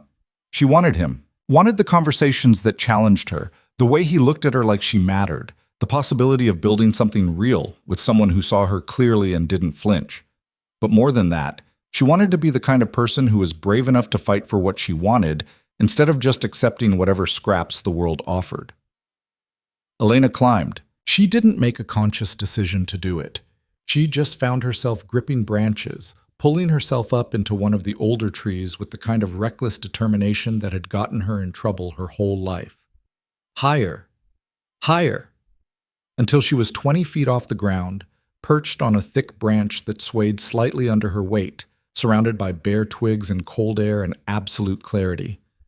This was who she was. Someone who climbed too high and said too much and refused to make herself smaller for anyone's comfort. And if Adrian couldn't choose that, couldn't choose her, then maybe her mother was right. Maybe Elena would end up alone, but at least she'd still be herself. The branch creaked ominously. Elena shifted her weight, trying to find better balance, and heard a sharp crack. The world tilted. She grabbed for another branch, missed, felt herself sliding sideways. And then she was falling. Not far. Maybe 10 feet before she caught herself on a lower branch, bark scraping her palms raw, her heart in her throat. She hung there for a moment, legs dangling, arms screaming in protest, breathing hard. "Well," she gasped to nobody, "that was stupid." She managed to pull herself back up onto the branch, assessing the damage. Her hands were bleeding, her dress was torn, and she was pretty sure she'd scraped her knee badly enough that it would bruise. But nothing broken, just her pride and possibly her common sense. She was trying to figure out how to climb down without making things worse when she heard someone running through the orchard below. "Elena?" Adrian's voice, panicked. "Elena, where are you?" "Up here," she called down, voice shaky. "In the tree." The running footsteps stopped directly below her. She looked down to find Adrian staring up at her, face pale with what looked like genuine terror. "What the hell are you doing in a tree?" he demanded. "Thinking, and then falling. It's been an eventful afternoon." "Are you hurt?" "Nothing serious, just my dignity." He started climbing without another word, moving with surprising agility for a man in formal wear. Within a minute, he'd pulled himself up to her level, settling on the branch beside her. "You're bleeding," he said, taking her hands gently to examine the scrapes. "It's not that bad." "It's bad enough." He pulled a handkerchief from his pocket and began wrapping it around her palm with careful precision. His hands were shaking slightly. "Adrian, I'm fine. You didn't need to climb up here. I heard you fall." His voice was rough. "I heard branches breaking and I thought—" He stopped, jaw working. "Don't do that again." "Climb trees? Scare me like that." Elena stared at him, at the genuine fear in his eyes, and felt something shift in her chest. "I heard you," she said quietly. "Earlier, talking to your friend. I wasn't trying to eavesdrop, but I heard you." He went still. "How much?" "Enough." She took a shaky breath. "Your mother was here earlier. She offered me £5,000 to disappear." "She what?" £5,000 to leave town, leave the country, leave you alone. She said you were already moving on, meeting other women, that I was just a distraction you'd forget about soon enough. Adrian's expression darkened. That manipulative. He cut himself off, taking a breath. "What did you say?" "I said no. I told her to keep her money. And then I came out here and cried like an idiot because part of me wondered if she was right, if you had moved on, if I was just fooling myself." "Elena, but then I heard you talking about duty and responsibility and how scared you are, and I realized we're both doing the same thing. We're both so terrified of making the wrong choice that we're not making any choice at all. We're just frozen, waiting for someone else to decide for us." "What are you saying?" She turned to face him fully, the branch swaying slightly under their combined weight. Her hands hurt, her knee throbbed, and she was pretty sure she looked like she'd been dragged backward through several bushes. But for the first time in days, she knew exactly what she wanted. "I'm saying I choose you," she said, voice steady despite her racing heart. "I choose the possibility of something real over the certainty of something safe. I choose conversations that challenge me and someone who sees me clearly. I choose all the complications and consequences because being with you feels more honest than anything else in my life." Adrian stared at her, something raw and unguarded in his expression. "I don't deserve that," he said quietly. "I ran when you asked me to choose. I hid behind my mother and my duty, and I know, and I'm choosing you anyway, not because you're perfect, but because you're real. Because when we're together, I feel less alone than I've ever felt in my life." She reached out, taking his hand despite the pain in her palm. "But I need to know. Can you choose me back? Not someday, not eventually. Now. Can you look at all the obstacles and consequences and social disasters and choose me anyway?" The wind rustled through the bare branches around them. Somewhere in the distance, she could hear voices calling, probably servants looking for them. Adrian's hand tightened on hers. "I was terrified," he said, "when I heard you fall. For those few seconds before I found you, I was more terrified than I've ever been in my life. And I realized all these calculations I've been making, all this weighing of duty against desire, it's all meaningless. Because the truth is, I can't imagine my life without you in it. I don't want to." "Adrian, I choose you," he said, his voice gaining strength. "I choose honesty over propriety. I choose you over every suitable woman my mother parades in front of me. I choose the complications and the scandals and whatever consequences come, because being with you is the only thing that's made sense in years. Your mother won't approve, society won't approve, you'll lose, I don't care," and the certainty in his voice was absolute. "Let them disapprove. Let my mother rage. Let society gossip. I'm done pretending that any of it matters more than this." Elena felt tears prick her eyes again, but this time they weren't from sadness. "That's a very romantic speech," she managed, "delivered in a tree while I'm bleeding and probably concussed. Is there something wrong with the location? Not at all. It's perfectly absurd, which makes it perfect." He laughed, a real laugh, surprised and genuine. Then, Very carefully, he cupped her face with one hand. "I'm going to kiss you now," he said, "unless you have objections." "None whatsoever. Though you should know I've never actually been kissed before, so I might be terrible at it." "I doubt that very much." When his lips met hers, Elena forgot about bleeding palms and social consequences and everything except the feeling of being exactly where she belonged. The kiss was gentle at first, tentative, then deepened into something that made her feel like she was falling all over again. But this time, someone was there to catch her. When they finally pulled apart, both breathing hard, Adrian rested his forehead against hers. "We should probably get down from this tree," he said. "Probably. Though I'm enjoying the view." "Elena, you're looking at my face. There's no view." "Exactly." He smiled, a real smile, unguarded and warm, and Elena felt her heart do something complicated in her chest. They climbed down together, Adrian going first and helping her navigate the branches with careful attention to her injured hands. When they finally reached the ground, he didn't let go of her, keeping one arm around her waist, as if afraid she might disappear. "What happens now?" she asked. "Now? Now I take you home, make sure those scrapes are properly tended, and then I inform my mother that I'm courting you with the full intention of marriage. And if she doesn't like it, she can go back to her estate and disapprove from a distance." "Marriage?" Elena's voice came out higher than intended. "Eventually, when we're ready. But yes, marriage. I'm not interested in half measures, Elena. If we're doing this, we're doing it properly, scandal and all. Your mother will have an apoplexy." "Then she should have thought of that before she tried to bribe you to leave the country." His expression hardened. "She's going to apologize to you, genuinely, or she can find somewhere else to live." "Adrian, you can't banish your own mother. Watch me."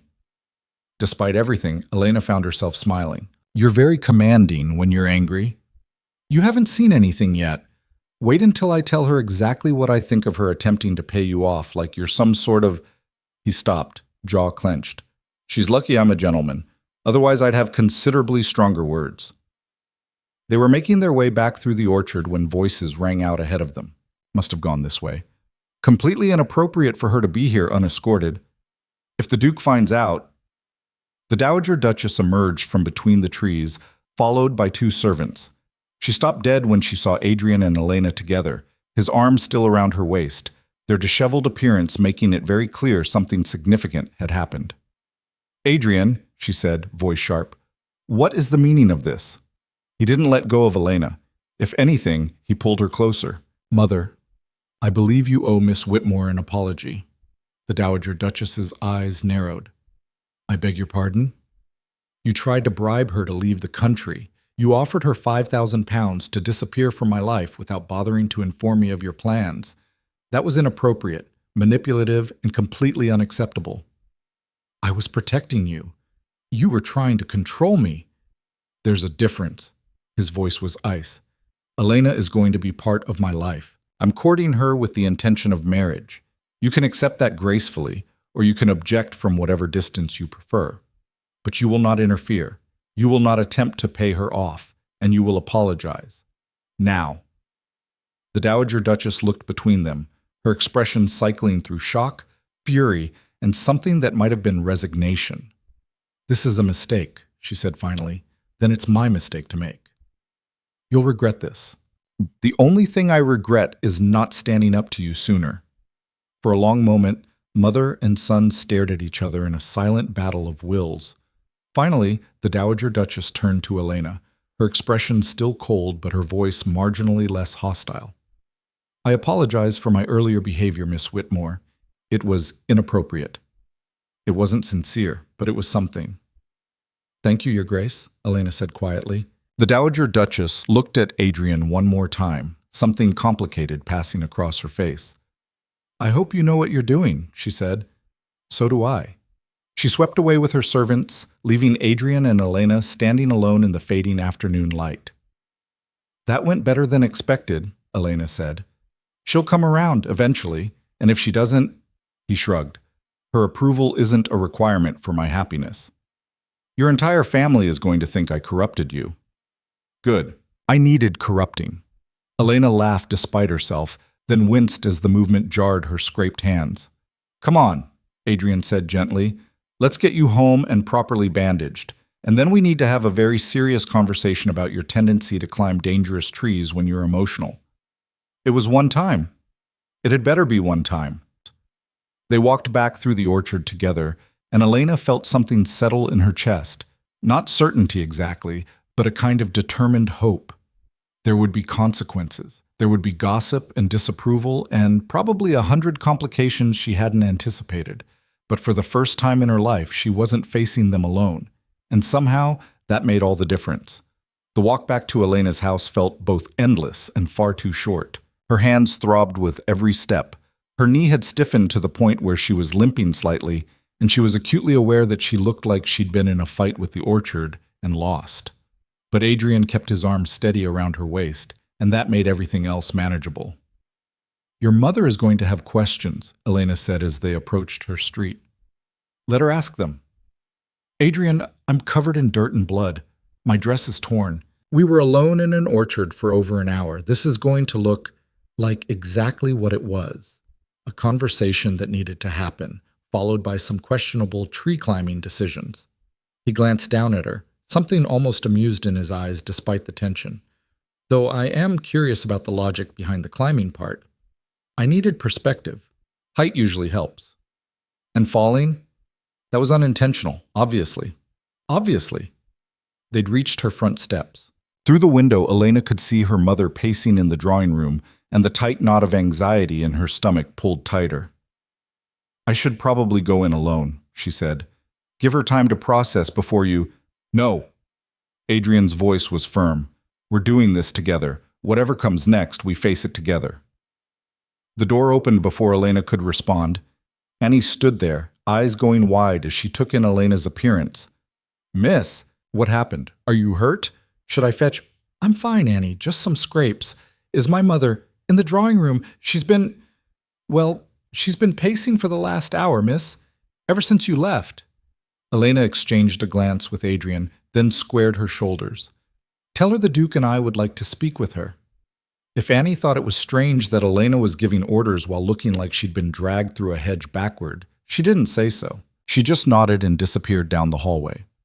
Adrian took Elena's elbow gently, guiding her toward the drawing room.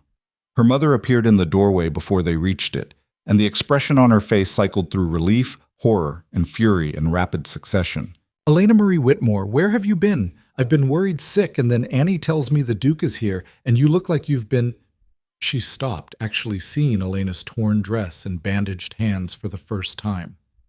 "What happened?" "I fell out of a tree," Elena said, because there was no point in lying.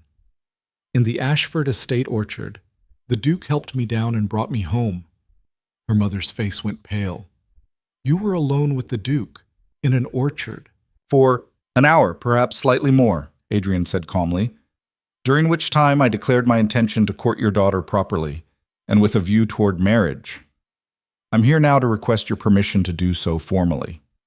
The silence that followed was deafening.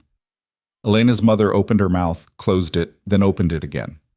No sound came out. "I realize this is irregular," Adrian continued, "and I apologize for the circumstances under which I'm making this request, but I want to be very clear about my intentions. I'm courting Elena because I care for her deeply and believe we would suit each other well. I'm not seeking your approval out of social obligation. I'm seeking it out of respect for your position as her mother." "This is insane," Elena's mother finally managed. "You're a duke. She's Elena. She has no fortune, no connections worth mentioning, and a reputation for being difficult. You could have anyone. I don't want anyone. I want Elena." "Why?" The question came out almost desperate. "What could she possibly offer you that dozens of more suitable women couldn't?" Adrian looked at Elena, and something in his expression made her chest tight. "Honesty," he said simply. "She offers me honesty in a world built on performance. She challenges me instead of flattering me. She sees me as a person instead of a title. And when I'm with her, I remember what it feels like to be more than just a collection of responsibilities." Elena's mother sank into the nearest chair, looking genuinely stunned. "This will cause a scandal," she said weakly. "It's already causing a scandal. We might as well make it worthwhile. The Dowager Duchess will never accept this. My mother will adjust, or she won't. Either way, her approval isn't a requirement. Elena's mother looked at her daughter, really looked at her, and for the first time Elena could remember, she saw something other than disappointment in her mother's eyes. Confusion, maybe. Or possibly the first stirrings of reluctant respect. "Elena," her mother said quietly, "is this what you want?" It was the first time her mother had asked that question. Really asked it, like the answer mattered. "Yes," Elena said, her voice steady. "It is." Her mother was quiet for a long moment, studying them both. Then she sighed, a long, exhausted sound. "Then I suppose I have no choice but to give my consent, though I reserve the right to say, 'I told you so,' when this all falls apart." "If it falls apart," Elena corrected, "and if it does, you're absolutely entitled to your moment of vindication." "Good. I'll look forward to it." But there was the faintest hint of a smile at the corner of her mother's mouth. "Now go get those hands properly cleaned and bandaged. You look like you fought a bear and lost." Elena felt something loosen in her chest. Not everything, not completely, but enough to breathe a little easier. Annie helped her upstairs to clean and dress the scrapes properly, chattering the whole time about how romantic it all was, how brave the Duke was, how she'd known all along that Elena was special, even if society couldn't see it. "You're very kind, Annie," Elena said, wincing as the maid dabbed antiseptic on her palms. "But I'm not sure falling out of a tree qualifies as romantic." "It does when a duke climbs up to rescue you, miss. That's like something out of a novel. Or a cautionary tale about the dangers of impulsive decisions." Annie just smiled and wrapped fresh bandages around Elena's hands with practiced efficiency. When Elena came back downstairs, she found Adrian still in the drawing room, engaged in what appeared to be a surprisingly civil conversation with her mother about estate management and agricultural policy. They both looked up when she entered. "Better?" Adrian asked. "Cleaner, at least. Still sore, but I'll survive." "Good." He stood, preparing to leave. "I should go. I have some conversations to have with my mother that I'm not particularly looking forward to." "Do you want me to No. This is something I need to handle alone." He took her bandaged hand gently. "But I'll call tomorrow. And the day after that. And the day after that. Until your mother is sick of seeing me, and everyone in society has accepted that this is happening whether they approve or not." After he left, Elena stood at the window watching his carriage disappear down the street, feeling the weight of what they'd just committed to settling over her like a cloak. "He's serious about you," her mother said from behind her. "I know. This won't be easy. Society will make both your lives difficult for quite some time." "I know that too." Her mother moved to stand beside her, and they watched the street together in silence. "Your father would have liked him," her mother said finally, her voice soft. "He always said you needed someone who could match your mind instead of trying to diminish it. I think the Duke might actually be capable of that." It was the first time her mother had said something positive about Elena's father in years. The first time she'd acknowledged that maybe, possibly, being like him wasn't entirely a character flaw. "Thank you," Elena whispered. Her mother didn't respond, just reached out and squeezed Elena's shoulder once before leaving her alone with her thoughts. The next morning, the gossip started in earnest. Apparently, several servants from the Ashford estate had witnessed Elena and Adrian's disheveled return from the orchard. By noon, the story had spread through every drawing room in the city, growing more scandalous with each retelling. Some versions had them caught in a compromising embrace. Others suggested Elena had deliberately engineered the situation to force a proposal. The most creative version involved Elena pretending to be injured to trap the Duke into carrying her home in his arms. Margaret arrived just after lunch, face flushed with either excitement or exertion from rushing over. "Is it true?" she demanded the moment she was shown into the sitting room. "Did the Duke actually propose?" "Not exactly. He declared his intention to court me with a view toward marriage. It's not quite the same thing." "Elena, that's practically an engagement.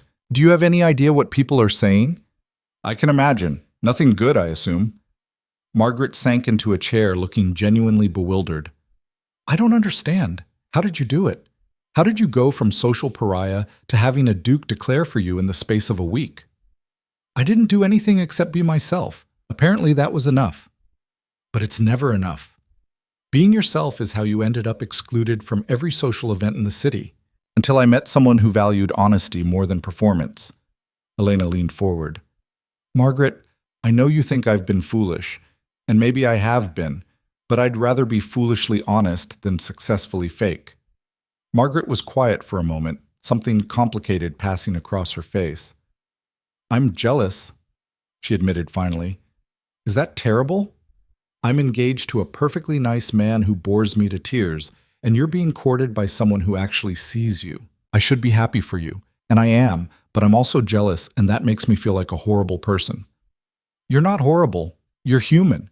And honestly, if you're already bored with your fiancé, maybe you should reconsider the engagement. I can't.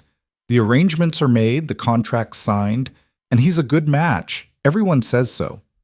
Everyone said the Duke and I were a terrible match, so maybe what everyone says isn't always right. Margaret left shortly after, looking thoughtful in a way that suggested Elena's words had landed harder than expected. Adrian called that afternoon as promised, bringing flowers and what appeared to be a genuine commitment to facing down society's disapproval together. My mother has retired to her country estate, he reported as they walked in the garden behind Elena's house. She says she needs time to process this unfortunate development. I told her to take as long as she needs. You banished your own mother. I gave her space to adjust her expectations. There's a difference. Adrian, she's your mother. You can't just... I can, and I did. She attempted to bribe you to leave the country, Elena. That's not protective maternal concern. That's manipulation, and I won't tolerate it. They walked in silence for a moment, Elena's bandaged hands making it impossible to hold his arm properly, so he'd adapted by offering his elbow instead. There's going to be a ball next week, Adrian said. The Marchmont Ball. It's one of the larger social events of the season. I know. I wasn't invited. You are now. I secured an invitation for you and your mother this morning. Elena stopped walking. You didn't. I did. And we're attending together, publicly. I'm going to dance with you at least 3 times, which will make it abundantly clear to everyone that I'm serious about my courtship. Adrian, that's social suicide. Dancing with the same woman 3 times at a major ball is practically a declaration of intent. That's exactly the point. But, Elena, he turned to face her fully. I know what I'm doing. I'm choosing you, publicly and irrevocably. Let society talk. Let them speculate. I don't care anymore. You say that now, but when you're actually in that ballroom facing all those judgmental stares, I'll be fine, because I'll be with you. The ball was in 6 days. 6 days for Elena to alternately panic and try to convince herself this was actually happening, and not some elaborate dream she'd wake up from at any moment. Her mother, surprisingly, threw herself into preparations with an energy Elena hadn't seen in years. A new dress was commissioned, pale silver silk that made Elena's skin glow, and her eyes look almost luminous. Her mother's personal maid was enlisted to teach Elena proper ballroom deportment, since her dancing skills were adequate at best and disastrous at worst. You need to at least look like you belong there, her mother said, watching Elena practice a waltz with an imaginary partner in the drawing room. Even if you're going to say outrageous things, you should do it while dancing competently. By the 3rd day of practice, Elena could complete a basic waltz without stepping on her own feet more than twice. It was progress. Adrian called every afternoon, and each visit made it clear that he wasn't wavering. If anything, he seemed more determined with each passing day, as if the social pressure was strengthening his resolve rather than weakening it. I received a very interesting letter from Lord Ashworth, Adrian mentioned casually during one visit. He wanted to know if I was aware that he'd made you an offer, and that you'd been considering it. He seemed to think I should know about my competition. Elena groaned. I'm going to kill Margaret. She must have told someone, and they told someone else. I wrote back and informed him that you were spoken for and to kindly direct his attention elsewhere. I may have been less polite than strictly necessary. What did you say? That you deserved someone who wanted you for more than competent household management and intelligent breakfast conversation, and that if he couldn't see what an extraordinary person you were, he was too stupid to deserve you regardless. You didn't. I absolutely did. He'll probably complain to several people about my rudeness, which will make the gossip even more entertaining. Despite herself, Elena laughed. You're enjoying this. More than I probably should. It turns out that not caring what people think is remarkably liberating. The night of the ball arrived with all the inevitability of a storm. Elena stood in front of her mirror, barely recognizing herself in the silver dress, with her hair swept up in an elegant style that had taken Annie 2 hours to achieve. She looked almost beautiful, or at least she looked like someone who might belong at a grand ball instead of hiding on a balcony. "You'll be fine," her mother said from the doorway. "Just remember, head up, shoulders back, and try not to tell anyone their fundamental assumptions about society are wrong, at least not until after the dancing." "That's your advice? Don't be myself?" "My advice is to be strategic about when and how you're yourself. Pick your battles." Adrian's carriage arrived precisely on time. He helped Elena down the front steps with careful attention to her still healing hands, which no longer needed bandages but were still slightly tender. "You look beautiful," he said quietly. "You're required to say that." "I'm required to say nothing. I choose to say it because it's true." The Marchmont estate was blazing with lights. Carriages lined up for blocks as society's finest arrived in waves of silk and jewels and barely concealed curiosity. Elena felt her stomach twist into knots as their carriage joined the queue. "We could leave," Adrian said, reading her expression. "If this is too much, we can turn around right now." "No, we're doing this." She took a breath. "Together, right?" "Together." The ballroom was exactly as overwhelming as Elena had feared. Hundreds of people, all dressed in their finest, all turning to stare as Adrian entered with Elena on his arm. The whispers started immediately, a wave of sound that followed them across the room like a physical presence. Actually brought her, "Can you believe Duke Blackthorne with the Whitmore girl? Absolutely shameless." Elena kept her head up and her expression neutral, the way her mother had coached her. Beside her, Adrian moved with absolute confidence, nodding to acquaintances but not stopping to make conversation. He led her straight to the dance floor. "Adrian, the dancing hasn't started yet." "It has now." He signaled the orchestra, who immediately launched into a waltz. And then, in front of everyone, Adrian pulled Elena into his arms and began to dance. It was a declaration, a line drawn in the sand, a public statement that he didn't care what anyone thought. Elena stumbled slightly on the first turn, nerves making her clumsy, but Adrian steadied her with gentle pressure at her waist. "Breathe," he murmured. "You're doing fine. Everyone is staring. Let them stare. Just focus on me." She did.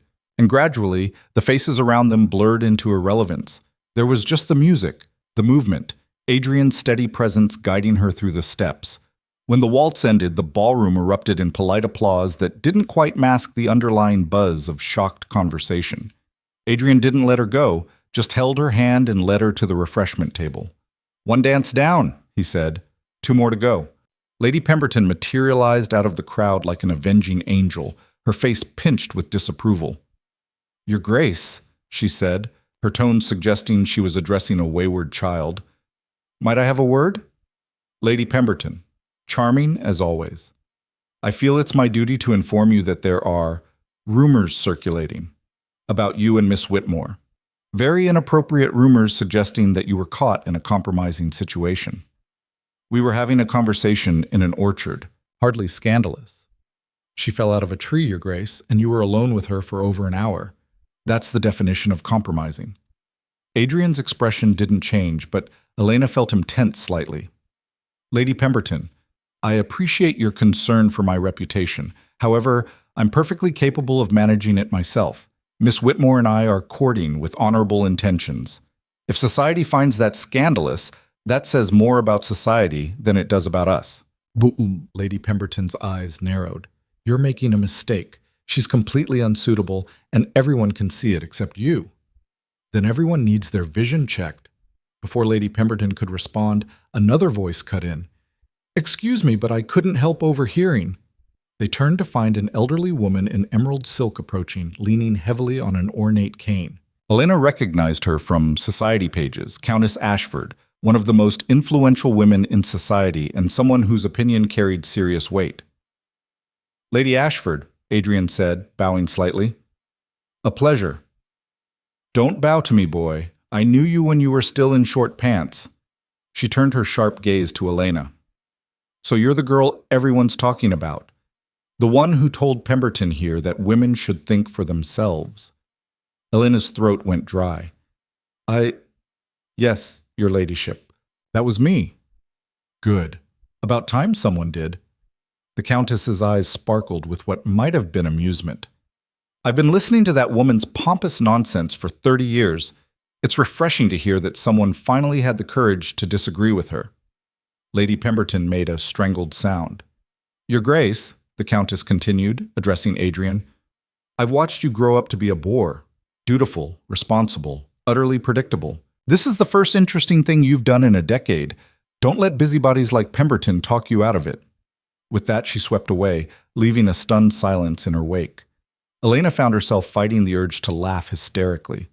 Did that just happen? She whispered to Adrian. I think Lady Ashford just gave us her blessing, which is unexpected and terrifying. Also that. The second dance came an hour later, another waltz during which Elena noticed that the whispers had changed tone slightly. Less scandalized, more speculative, as if society was starting to recalibrate its assessment of the situation. During a brief pause for refreshments, Margaret appeared at Elena's elbow, looking flushed and anxious. Can we talk? Privately? Elena glanced at Adrian, who nodded. I'll be right here. Margaret pulled her toward an alcove off the main ballroom, away from prying ears. I made a mistake, Margaret said without preamble. With my engagement. With everything. You were right. I'm bored, and I'm going to spend the rest of my life being bored, and I hate it. Margaret, I told my fiancé that I couldn't marry him, that I didn't love him, and I didn't think I ever would. And he was relieved, Elena. We were both pretending, both settling, and neither of us had the courage to admit it until I watched you walk in here tonight with the Duke and realized I wanted what you have. What do I have, besides a questionable reputation and healing tree-related injuries? Honesty, courage, someone who actually sees you. Margaret's voice cracked. I've spent my whole life doing what I was supposed to do, being who I was supposed to be. And where did it get me? Engaged to a man I couldn't even pretend to love. At least you were brave enough to be yourself, even when it cost you everything. Elena pulled her cousin into a hug, feeling Margaret shake with suppressed tears. You're braver than you think, Elena said quietly. Breaking an engagement takes more courage than maintaining one out of obligation. Everyone's going to talk. Let them. You'll survive. We both will. The third dance, the final one that would cement Adrian's intentions in everyone's mind, came near the end of the evening. By this point, enough influential people had made their approval known that the atmosphere had shifted from hostile to merely skeptical. As Adrian led her onto the floor for the last time, Elena felt something settle in her chest. Not certainty exactly, but a sense that maybe, possibly, they were going to survive this. You did it, Adrian said as they moved through the familiar steps. You walked into this ballroom knowing everyone would judge you, and you held your head up anyway. We did it. I couldn't have survived this alone. You've been surviving alone for years. All I did was give you someone to stand next to while you did. When the music ended, Adrian did something Elena wasn't expecting. Instead of simply releasing her hand, he raised it to his lips and kissed it, right there in the middle of the ballroom where everyone could see. It was a gesture of courtship, of intent, of absolute commitment. The ballroom fell silent. Then, from somewhere in the crowd, someone started to applaud. Then another person, then another. Not everyone, not even most people, but enough that the message was clear. Some of society, at least, was willing to accept this match, willing to see beyond reputation and scandal to the genuine connection underneath. Lady Ashford's voice rang out across the ballroom. About damn time this generation learned that love matters more than propriety. Congratulations, Your Grace. You've finally done something worth talking about. The applause grew louder. Adrian looked down at Elena, something warm and unguarded in his expression. I think we just won, he said quietly, or at least stopped losing. I'll take it. They left the ball shortly after, her mother following in their carriage with a dazed expression that suggested she still couldn't quite believe what had just happened. When they reached Elena's house, Adrian walked her to the door, his hand warm and steady in hers. Tomorrow, he said, I'm calling on your mother to formally ask for her blessing. And then, if you're agreeable, I'd like to make this courtship official, with announcements in the papers and everything that comes with it. Are you sure? This is your last chance to back out before everything becomes permanent. I've never been more sure of anything in my life." He kissed her hand again, a mirror of the gesture from the ballroom, and Elena felt her heart do something complicated and wonderful in her chest. After he left, she stood in the doorway watching his carriage disappear into the night, feeling like she'd just survived a battle and emerged victorious on the other side. Her mother appeared beside her, looking tired, but not quite as disapproving as usual. "You did well tonight," her mother said. "Better than I expected." "Thank you." "Don't let it go to your head. You still have a long way to go before society fully accepts this match. But tonight was a good start." It was the closest thing to approval Elena had heard from her mother in years. She'd take it. That night, Elena stood at her window looking out at the sleeping city, her bandaged hands resting on the sill, and allowed herself to hope, really hope, that maybe this impossible thing might actually work. She'd walked into that ballroom expecting judgment and walked out with something that looked dangerously close to acceptance. Not from everyone, not even from most people, but from enough that it mattered. And tomorrow, Adrian would make it official, would stand before society and claim her as his own, scandal and all. Elena closed her eyes and smiled. For the first time in her life, being herself hadn't cost her everything. It had given her the one thing she'd stopped believing was possible, a future built on truth instead of performance. And that was worth every tree-climbing disaster, every social catastrophe, every moment of doubt and fear that had led her here. It was worth everything. Morning came with pale sunlight and the kind of nervous energy that made sitting still impossible. Elena had been awake since dawn, pacing her room and trying not to think about what today meant. Adrian was coming to formally ask for her hand. Not just courtship anymore, actual marriage. The kind of permanent, irrevocable commitment that would bind them together for the rest of their lives. The thought terrified and thrilled her in equal measure. Annie appeared with breakfast on a tray, her eyes bright with barely contained excitement. "Your mother's been up for hours, miss. She's had cook preparing the house like we're receiving royalty, which I suppose we are in a way." "He's just a man, Annie. A man who's about to propose to you. That's not just anything." Elena couldn't argue with that logic. She picked at her breakfast without much appetite, her stomach too knotted with anticipation to handle food properly. Through the window, she could see the street below already coming alive with morning activity. Servants running errands, merchants making deliveries, the normal rhythm of city life carrying on as if this day was just like any other. But it wasn't. Not for her. By the time Adrian's carriage arrived at precisely 11 o'clock, Elena had changed dresses 3 times and was seriously considering a 4th. Her mother had finally intervened, declaring that the pale blue muslin was perfectly appropriate, and if Elena changed again, she'd be greeting the Duke in her dressing gown. "Breathe," her mother said, straightening Elena's collar with hands that were steadier than Elena's own. "You've already survived the hardest part. This is just making it official."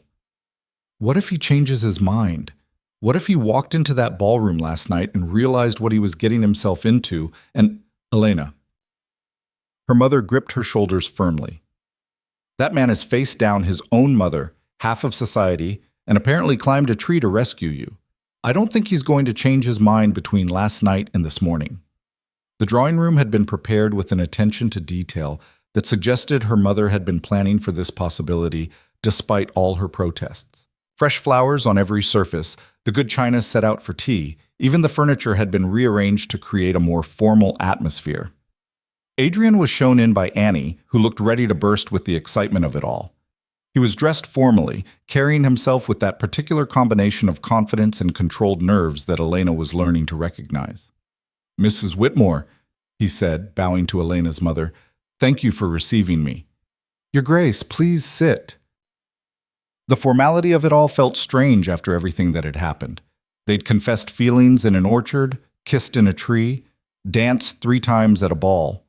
And now they were sitting in a drawing room making polite conversation like strangers. But this was how it was done.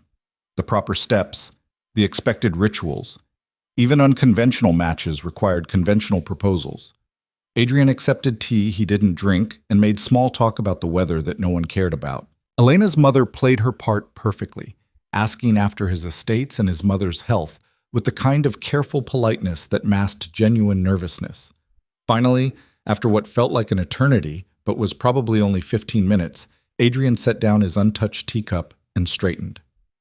"Mrs. Whitmore, I'd like to speak with you about your daughter, formally." Her mother nodded, face carefully neutral. "I assumed as much.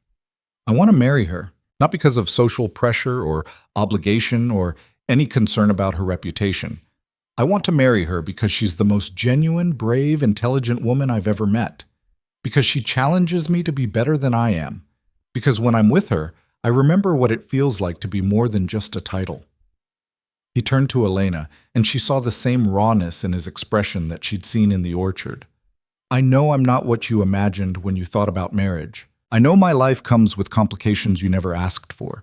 Estates to manage, social obligations, a mother who might never fully approve. But I promise you this, I will never ask you to be anything other than exactly who you are. I will never expect you to diminish yourself for my comfort or society's convenience. And I will spend the rest of my life making sure you know that you are valued, appreciated, and loved exactly as you are."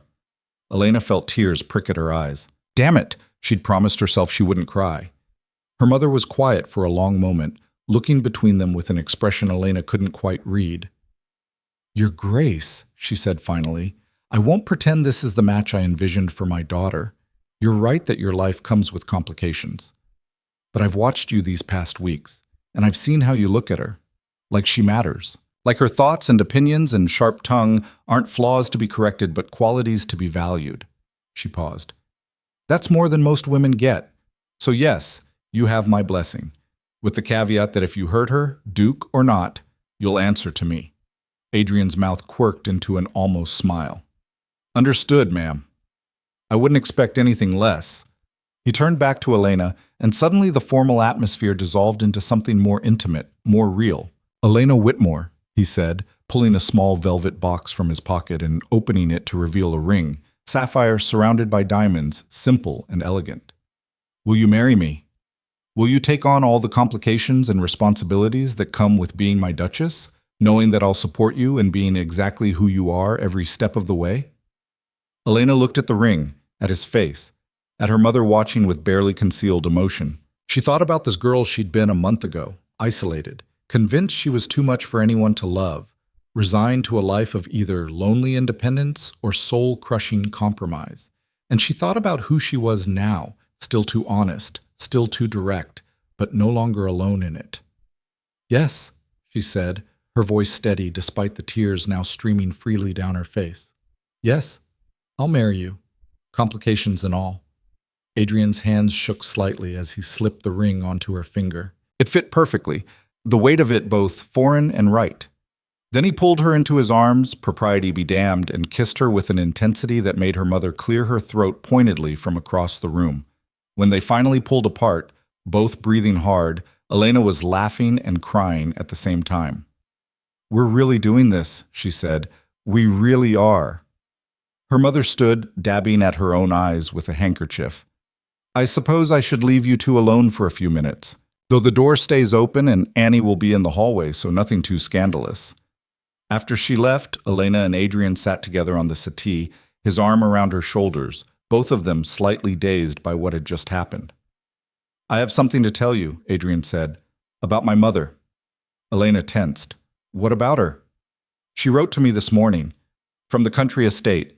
She's not happy about our engagement, but she's accepted it, more or less. She says she'll return for the wedding and attempt to be civil, though she makes no promises beyond that. That's something, I suppose." "It's more than I expected, honestly." He pressed a kiss to her temple. "She also said something interesting. She said that watching me stand up to her reminded her of my father. Apparently he was equally stubborn about marrying her despite his family's objections. So rebellion runs in the family. Apparently. Though she didn't frame it quite that charitably." They sat in comfortable silence for a moment, Elena's head resting on his shoulder, his hand playing with her fingers, the ones that still bore faint marks from her tree-climbing adventure. "When should we marry?" she asked. Society usually expects a long engagement, but given the circumstances, "I was thinking a month." Long enough to plan properly, but not so long that people have time to manufacture new scandals. Unless you want longer? A month is perfect, though my mother might have a fit trying to arrange everything that quickly. I'll hire additional staff to help, whatever she needs. Elena tilted her head to look up at him. You've really thought this through, haven't you? I've thought of little else for the past week. Well, that and how you managed to make even falling out of trees look endearing. That was not endearing. That was clumsy and dangerous and endearing, he repeated firmly. You climbed a tree because you needed perspective. That's so perfectly you that I can't even be properly concerned about the injury risk. You're going to spend our entire marriage worrying that I'll hurt myself doing something impulsive, aren't you? Absolutely. It's going to be exhausting and wonderful. The announcement of their engagement hit the society pages the next morning, and the reaction was mixed. Some circles celebrated it as a romantic triumph, the Duke who chose love over duty, the unconventional girl who won his heart despite all odds. Lady Ashford wrote a lengthy editorial praising Adrian's good sense, and suggesting that perhaps society needed more matches based on genuine connection rather than social calculation. Other circles were less enthusiastic. Lady Pemberton apparently took to her bed with a migraine that lasted 3 days. Several families declared publicly that they would not attend the wedding, as if anyone had been planning to invite them anyway. But the tide had shifted. What had been social annihilation a month ago was now merely controversial. And controversy, Elena was learning, was survivable. Margaret visited the day after the engagement was announced, looking both happy and melancholic. I'm genuinely thrilled for you, she said, examining Elena's ring with a wistfulness that made Elena's chest ache. Even if I'm also jealous and confused about my own life, is that selfish? It's human. What happened with your fiancé? After you broke things off? He was relieved. We both were. We had a very honest conversation about how we'd been settling for each other and how that wasn't fair to either of us. He's going to travel for a while, and I'm not sure what I'm going to do. My mother is furious, obviously, but I feel lighter than I have in months. Good. You deserve to feel light. Margaret was quiet for a moment, then smiled. A real smile, not the practiced one she usually wore. You know what the funny thing is? Everyone thought you were the one making a mistake, being too difficult, aiming too high. Turns out you were just being honest while the rest of us were pretending. I'm starting to think honesty might be the braver choice after all. The wedding planning consumed the next 3 weeks in a whirlwind of fittings and menus and guest lists that seemed to grow longer by the day. Elena's mother threw herself into the preparations with an energy that suggested she was determined to prove that even an unconventional match could have a perfectly proper wedding. Adrian was involved in ways Elena hadn't expected, offering opinions on flower arrangements, insisting on including readings from philosophy texts in the ceremony, even helping to negotiate with the caterer when they tried to overcharge. I thought grooms were supposed to stay out of wedding planning, Elena teased during one particularly intense discussion about table settings. I'm not a traditional groom. You're not a traditional bride. Why should we have a traditional planning process? 2 weeks before the wedding, the Dowager Duchess returned from the country estate. She requested a private meeting with Elena, and despite Adrian's protests, Elena agreed. Some conversations, she reasoned, needed to happen without intermediaries. They met in the Blackthorn London townhouse, in a formal receiving room that probably hadn't seen genuine warmth in decades. The Dowager Duchess sat ramrod straight in a chair that looked more like a throne, and Elena took the seat across from her with considerably less grace. Miss Whitmore, the Dowager Duchess said, or should I say, future Duchess Blackthorn. Elena is fine, Your Grace. I suppose it will have to be. She studied Elena with the same assessing gaze from their first meeting, but something in it had shifted, less hostile, more resigned. I owe you an apology. A real one, not the half-hearted attempt I made in the orchard. Elena blinked. I wasn't expecting that. I imagine not. I don't apologize often. The Dowager Duchess's hands tightened on the arms of her chair. I tried to bribe you to leave my son. That was inappropriate and manipulative, and it came from a place of fear rather than reason. I thought I was protecting Adrian from making a mistake. It turns out I was the one making the mistake. Why the change of heart? Because I watched him at that ball. Watched him dance with you like nothing else in the room mattered. watched him defend you to people whose opinions he used to care about, and I realized he's happier than I've seen him in years. Since his father died, maybe longer." She paused.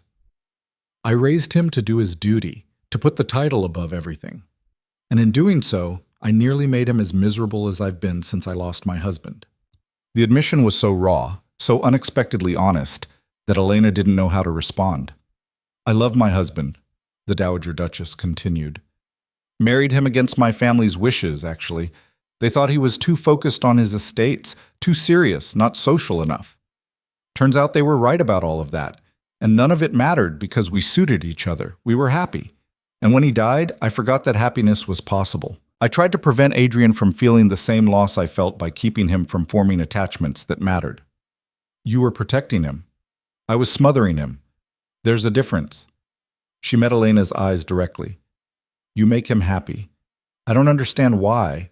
I don't particularly like how, but you do. And that's more important than propriety or social standing or any of the things I thought mattered." "Thank you," Elena said quietly. "That means more than you probably realize. But don't thank me yet. I'm still going to be a difficult mother-in-law. I'm old, set in my ways, and occasionally insufferable. But I'll try, genuinely try, to accept this match and support you both. That's all I can ask for." The Dowager Duchess stood, signaling the end of the conversation. But before Elena could leave, she spoke again. "One more thing. That dress you're wearing for the wedding, the one your mother ordered? Yes? It's too conventional, too safe. You're not a conventional bride, and you shouldn't dress like one." She pulled a folded paper from her pocket and handed it to Elena.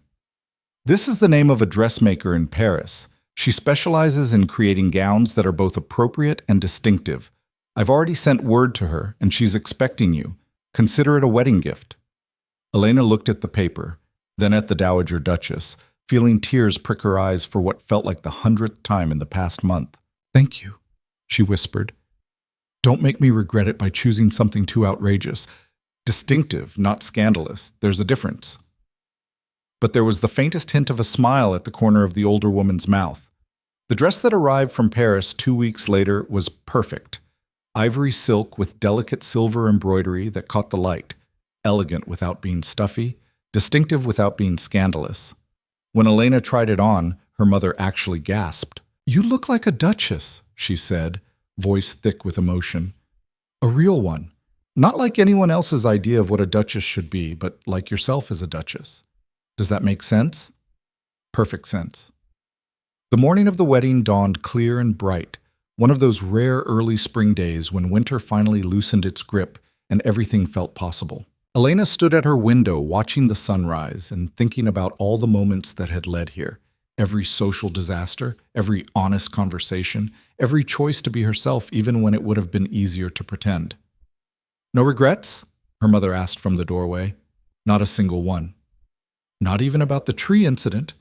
Elena laughed. "Especially not about the tree incident. That's when everything changed." The ceremony was held in the Blackthorne family chapel, a small stone building on the edge of the estate that had seen generations of marriages. It was packed with people, some genuinely happy for them, some merely curious to witness the scandalous match firsthand. Lady Ashford sat in the front row, her expression radiating satisfaction as if she'd personally arranged the whole thing. Margaret was there too, looking genuinely joyful for possibly the first time since her own broken engagement. Even some of the families who'd initially declared they wouldn't attend had changed their minds, unable to resist the social event of the season.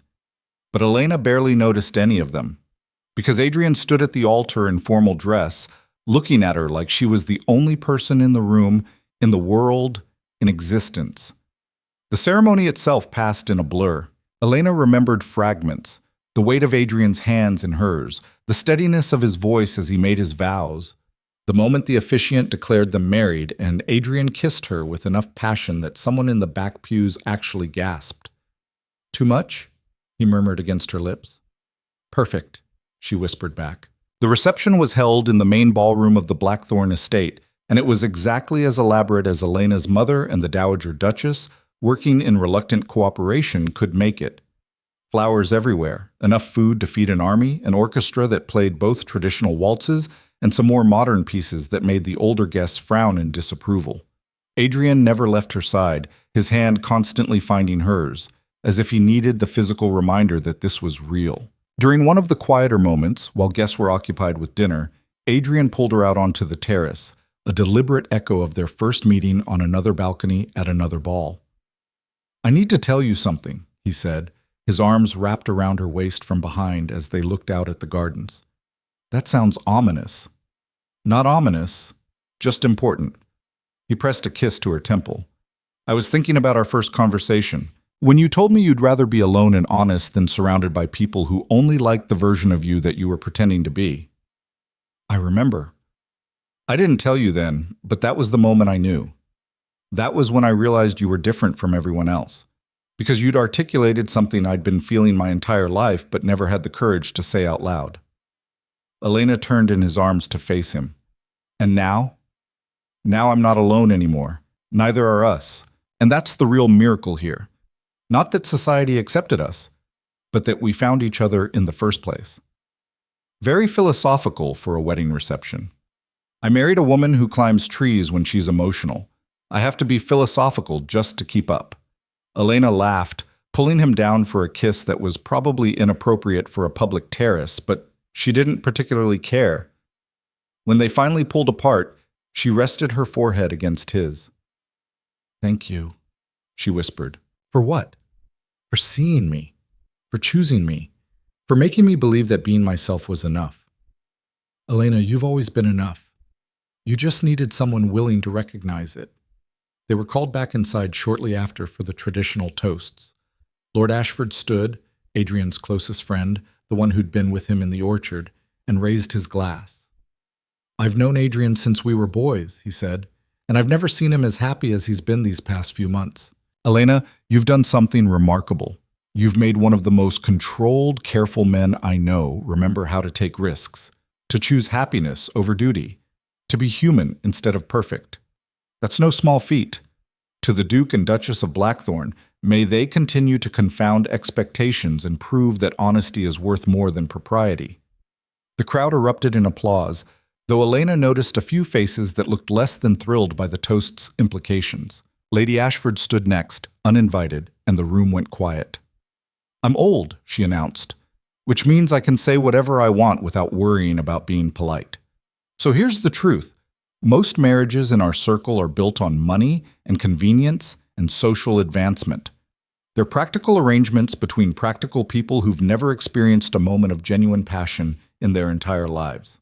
She turned to Adrian and Elena. "You two have built something different. You've chosen truth over comfort, connection over convention. And you're going to be miserable sometimes, because that's what happens when you actually care about someone. But you'll also be happy in a way that most people never experience. So congratulations on being brave enough to try." The applause that followed was slightly more hesitant, as if the crowd wasn't sure whether to be inspired or scandalized. Elena caught Margaret's eye across the room, and her cousin smiled, a real smile that suggested she understood exactly what Lady Ashford meant. The dancing started shortly after, and Adrian led Elena onto the floor for the first waltz as a married couple. This time there was no stumbling, no nervousness. They moved together with the ease of practice and the confidence of people who'd already survived the worst society could throw at them. "What are you thinking about?" Adrian asked as they turned through a particularly complex step. "That I used to hate balls. Used to dread every social event because I knew I'd say the wrong thing or offend someone or generally embarrass myself. And now? Now I'm dancing at my own wedding ball, surrounded by people who either accept me or at least pretend to, married to someone who makes me feel like all my so-called flaws are actually strengths. It's surreal. Good surreal or bad surreal? The best kind of surreal." They danced 3 more waltzes, because tradition be damned, if they wanted to dance together all night at their own wedding, they would. Between dances, they made the rounds of guests, accepting congratulations and fielding the occasional thinly veiled criticism with grace and humor. The Dowager Duchess cornered them near the end of the evening, looking slightly less disapproving than usual. "You dance well together," she said to Elena. "Better than I expected." "Thank you, I think." "It was a compliment. I'm not good at them, but I'm trying." She turned to Adrian. "Your father would have liked her. He always appreciated people who spoke their minds. even when it made things complicated. Adrian's expression softened. Thank you, Mother. That means a great deal.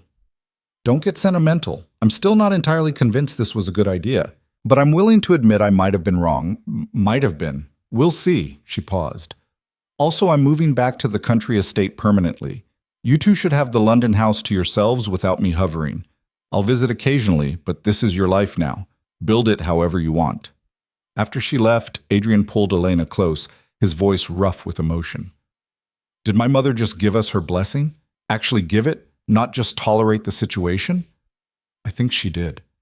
Miracles do happen. Apparently, as the evening wound down and guests began to depart, Elena found herself standing at the edge of the ballroom, watching the controlled chaos of a successful social event coming to its natural end. Her feet hurt from dancing, her face ached from smiling, and she was pretty sure she'd never been happier in her entire life. Margaret approached one last time before leaving, pulling Elena into a tight hug. I'm proud of you, Margaret whispered, for being brave when I was too scared, for showing me that it's possible to be yourself and still find happiness. I'm going to try to do the same. What will you do, now that your engagement is broken? I don't know yet. Maybe travel, maybe finally figure out who I am when I'm not trying to be what everyone expects. Maybe fall in love with someone completely inappropriate and scandalous, just to see what it feels like. I highly recommend it. After the last guest departed and the servants began cleaning up, Adrian swept Elena into his arms, actually lifted her off her feet, and carried her toward the stairs. What are you doing? She asked, laughing. Carrying my wife over the threshold. It's tradition. We're already inside the house. We've been inside all evening. Then I'm carrying you over the threshold of our chambers. Work with me here. I'm trying to be romantic. The rooms, because of course a duke's residence had separate chambers that connected through a shared sitting room, had been prepared with ridiculous attention to detail. Flowers everywhere, candles lit, the bed turned down with what looked like actual rose petals scattered across it. Your mother's staff went all out, Elena observed. My mother's staff are romantics at heart. Who knew? He set her down gently, then pulled her close. Hello, wife. Hello, husband. The words felt strange and wonderful and terrifying all at once. Are you scared? Adrian asked, reading her expression. Terrified, but also excited and happy, and a dozen other emotions I don't have names for. Is that normal? I have no idea, but I'm feeling the same thing, so at least we're terrified together. They stood there holding each other for a long moment, the weight of what they'd committed to settling over them like a blanket, heavy, but not unwelcome. We're going to make mistakes, Elena said. I'm going to say the wrong thing at important events. I'm going to offend people you need to maintain relationships with. I'm going to be exactly as difficult as everyone predicted. I know. And you're going to be too controlled sometimes, too focused on duty. You're going to drive me crazy trying to manage situations that don't need managing. Probably. But we're going to be honest with each other, even when it's hard, especially when it's hard. Especially then, Adrian agreed. He kissed her then, slow and deep and full of promise. And when they finally pulled apart, both breathing hard, Elena felt something settle in her chest that she'd never felt before. A sense of absolute rightness, of being exactly where she belonged. The months that followed were a study in adjustment. Elena had to learn how to run a ducal household, which turned out to be considerably more complicated than she'd anticipated. There were staff to manage, social obligations to navigate, political events to attend where saying the wrong thing could have actual diplomatic consequences. She made mistakes, many of them. At a dinner with several members of Parliament, she accidentally insulted a lord's agricultural policies so thoroughly that he refused to speak to Adrian for 3 weeks. At a charity event, she got into a heated debate about women's education that resulted in 2 matrons fainting from shock and one editorial condemning her radical ideas. But she also did unexpected good. Her honest approach to charity work, actually asking recipients what they needed instead of assuming she knew, resulted in more effective programs that other organizations began copying. Her refusal to tolerate inefficiency in household management saved the estate a significant amount of money. Her willingness to speak plainly in social situations gradually created a space where other women felt permitted to do the same. Adrian supported her through all of it, the disasters and the triumphs with a patience that sometimes astounded her. When she came home from a particularly disastrous political dinner in tears, convinced she'd ruined his career, he just held her and reminded her that anyone whose support depended on his wife's perfect behavior wasn't a real ally anyway. "You're allowed to be human," he said. "You're allowed to make mistakes. That was the whole point of this, choosing authenticity over perfection." 6 months after the wedding, Elena received an invitation that made her actually laugh out loud. Lady Pemberton was hosting a literary salon and requesting the Duchess of Blackthorn's attendance. "She's inviting me," Elena said, showing Adrian the card. "The woman who called me dangerous and inappropriate is inviting me to discuss books and ideas in her drawing room." "Are you going to accept?" Elena considered. Part of her wanted to refuse out of spite, but a larger part was curious about what had changed. She accepted. The salon was everything Elena had feared and nothing like she expected. Lady Pemberton was stiffly polite, clearly uncomfortable but making an effort. The other women in attendance ranged from genuinely friendly to barely concealed hostile. But the discussion, about a novel exploring women's limited choices in society, was surprisingly substantive. And Elena realized, somewhere in the middle of a debate about marriage and independence, that something had shifted. Women who would have dismissed her ideas 6 months ago were now engaging with them. Not agreeing necessarily, but engaging. Actually considering that maybe, possibly, there were other ways to think about women's roles and capabilities. After the salon ended, Lady Pemberton pulled Elena aside. "I owe you an apology," she said stiffly. "I was unkind when we first met. I dismissed your ideas without actually considering them, and I may have been premature in my judgment." "May have been?" "Was definitely premature. There. Are you satisfied?" Elena found herself smiling. "Getting there. I still think you are too direct, too willing to say uncomfortable things. But my daughter, my youngest daughter, she heard about your charity work, about how you actually ask people what they need instead of assuming, and she started doing the same in her own charitable efforts, with remarkable results." Lady Pemberton's expression softened slightly. "She's also started asking questions I don't know how to answer, about why women can't pursue education or own property or vote, questions that make me uncomfortable. And I realized, you didn't plant those questions. They were always there. You just made it acceptable to ask them out loud. It wasn't quite friendship, but it was something. A grudging respect. An acknowledgement that maybe different didn't automatically mean wrong. A year after the wedding, on a cold winter morning that reminded Elena of the day they met, she stood on the balcony of their London townhouse watching the city wake up. Adrian found her there, wrapping a blanket around her shoulders and pulling her back against his chest. "What are you thinking about?" he asked. "How much has changed? How much I've changed?"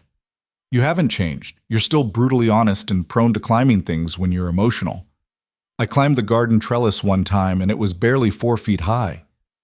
"My point stands." Elena turned to face him, leaning back against the balustrade. "I'm pregnant." The words hung in the air between them. She'd been holding on to the news for 3 days, trying to find the right moment, and apparently freezing on a balcony at dawn was it.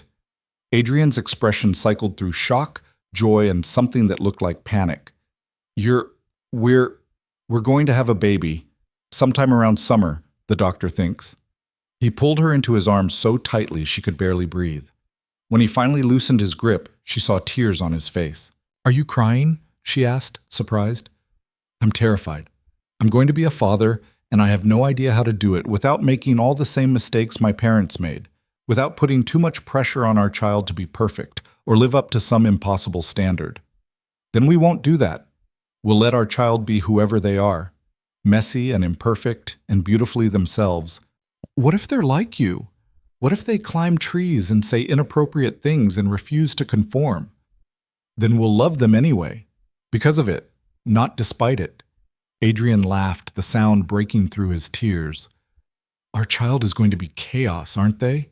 "Probably, but honest chaos, the best kind." The pregnancy progressed with all the expected difficulties and none of the social scandal Elena had half feared. Turns out that even society's harshest critics softened when faced with the prospect of an heir to a dukedom.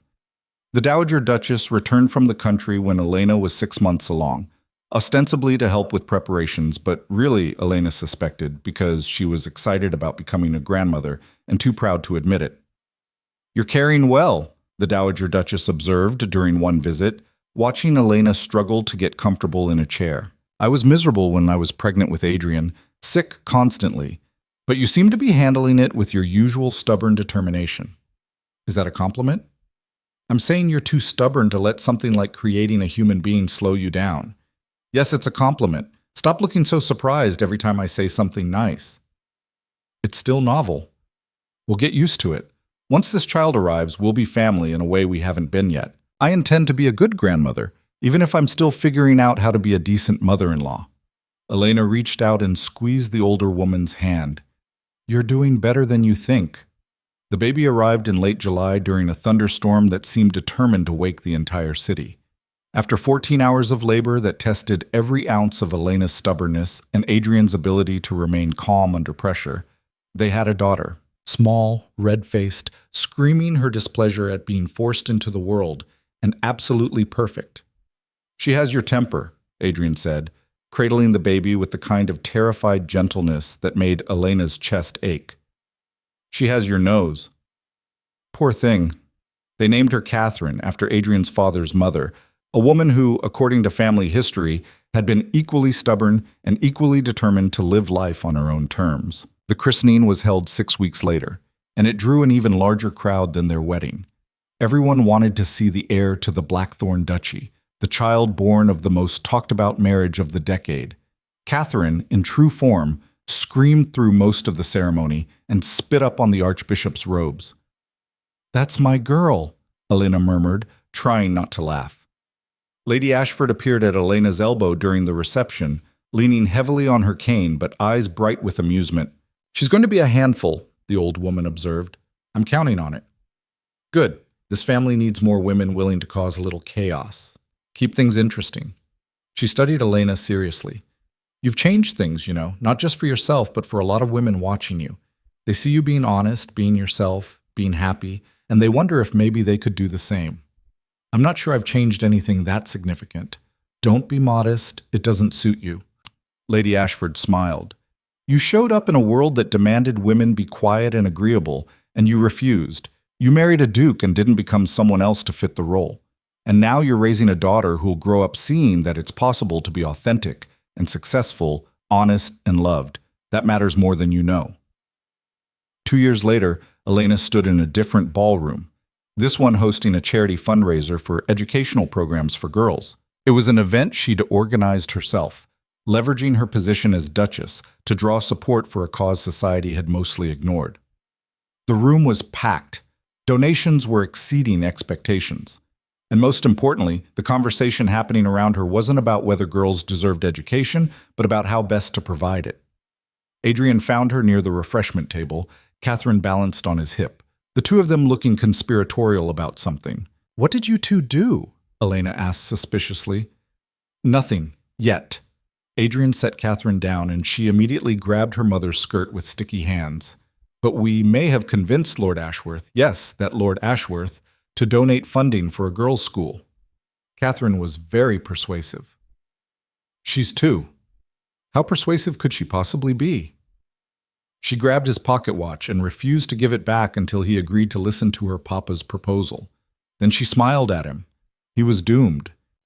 Elena looked down at her daughter, who gazed back with innocent eyes that didn't fool her mother for a second. "Using your charm for good. I approve." As the evening wound down and guests began departing, Elena found herself standing on another balcony, because apparently that's where all the important moments in her life happened. Adrian joined her, and they stood together looking out at the city that had once felt so hostile and now felt almost like home. "Do you ever regret it?" she asked. "Choosing me? All the complications and scandals and social difficulties?" "Never. Not once." He pulled her close. "Do you?"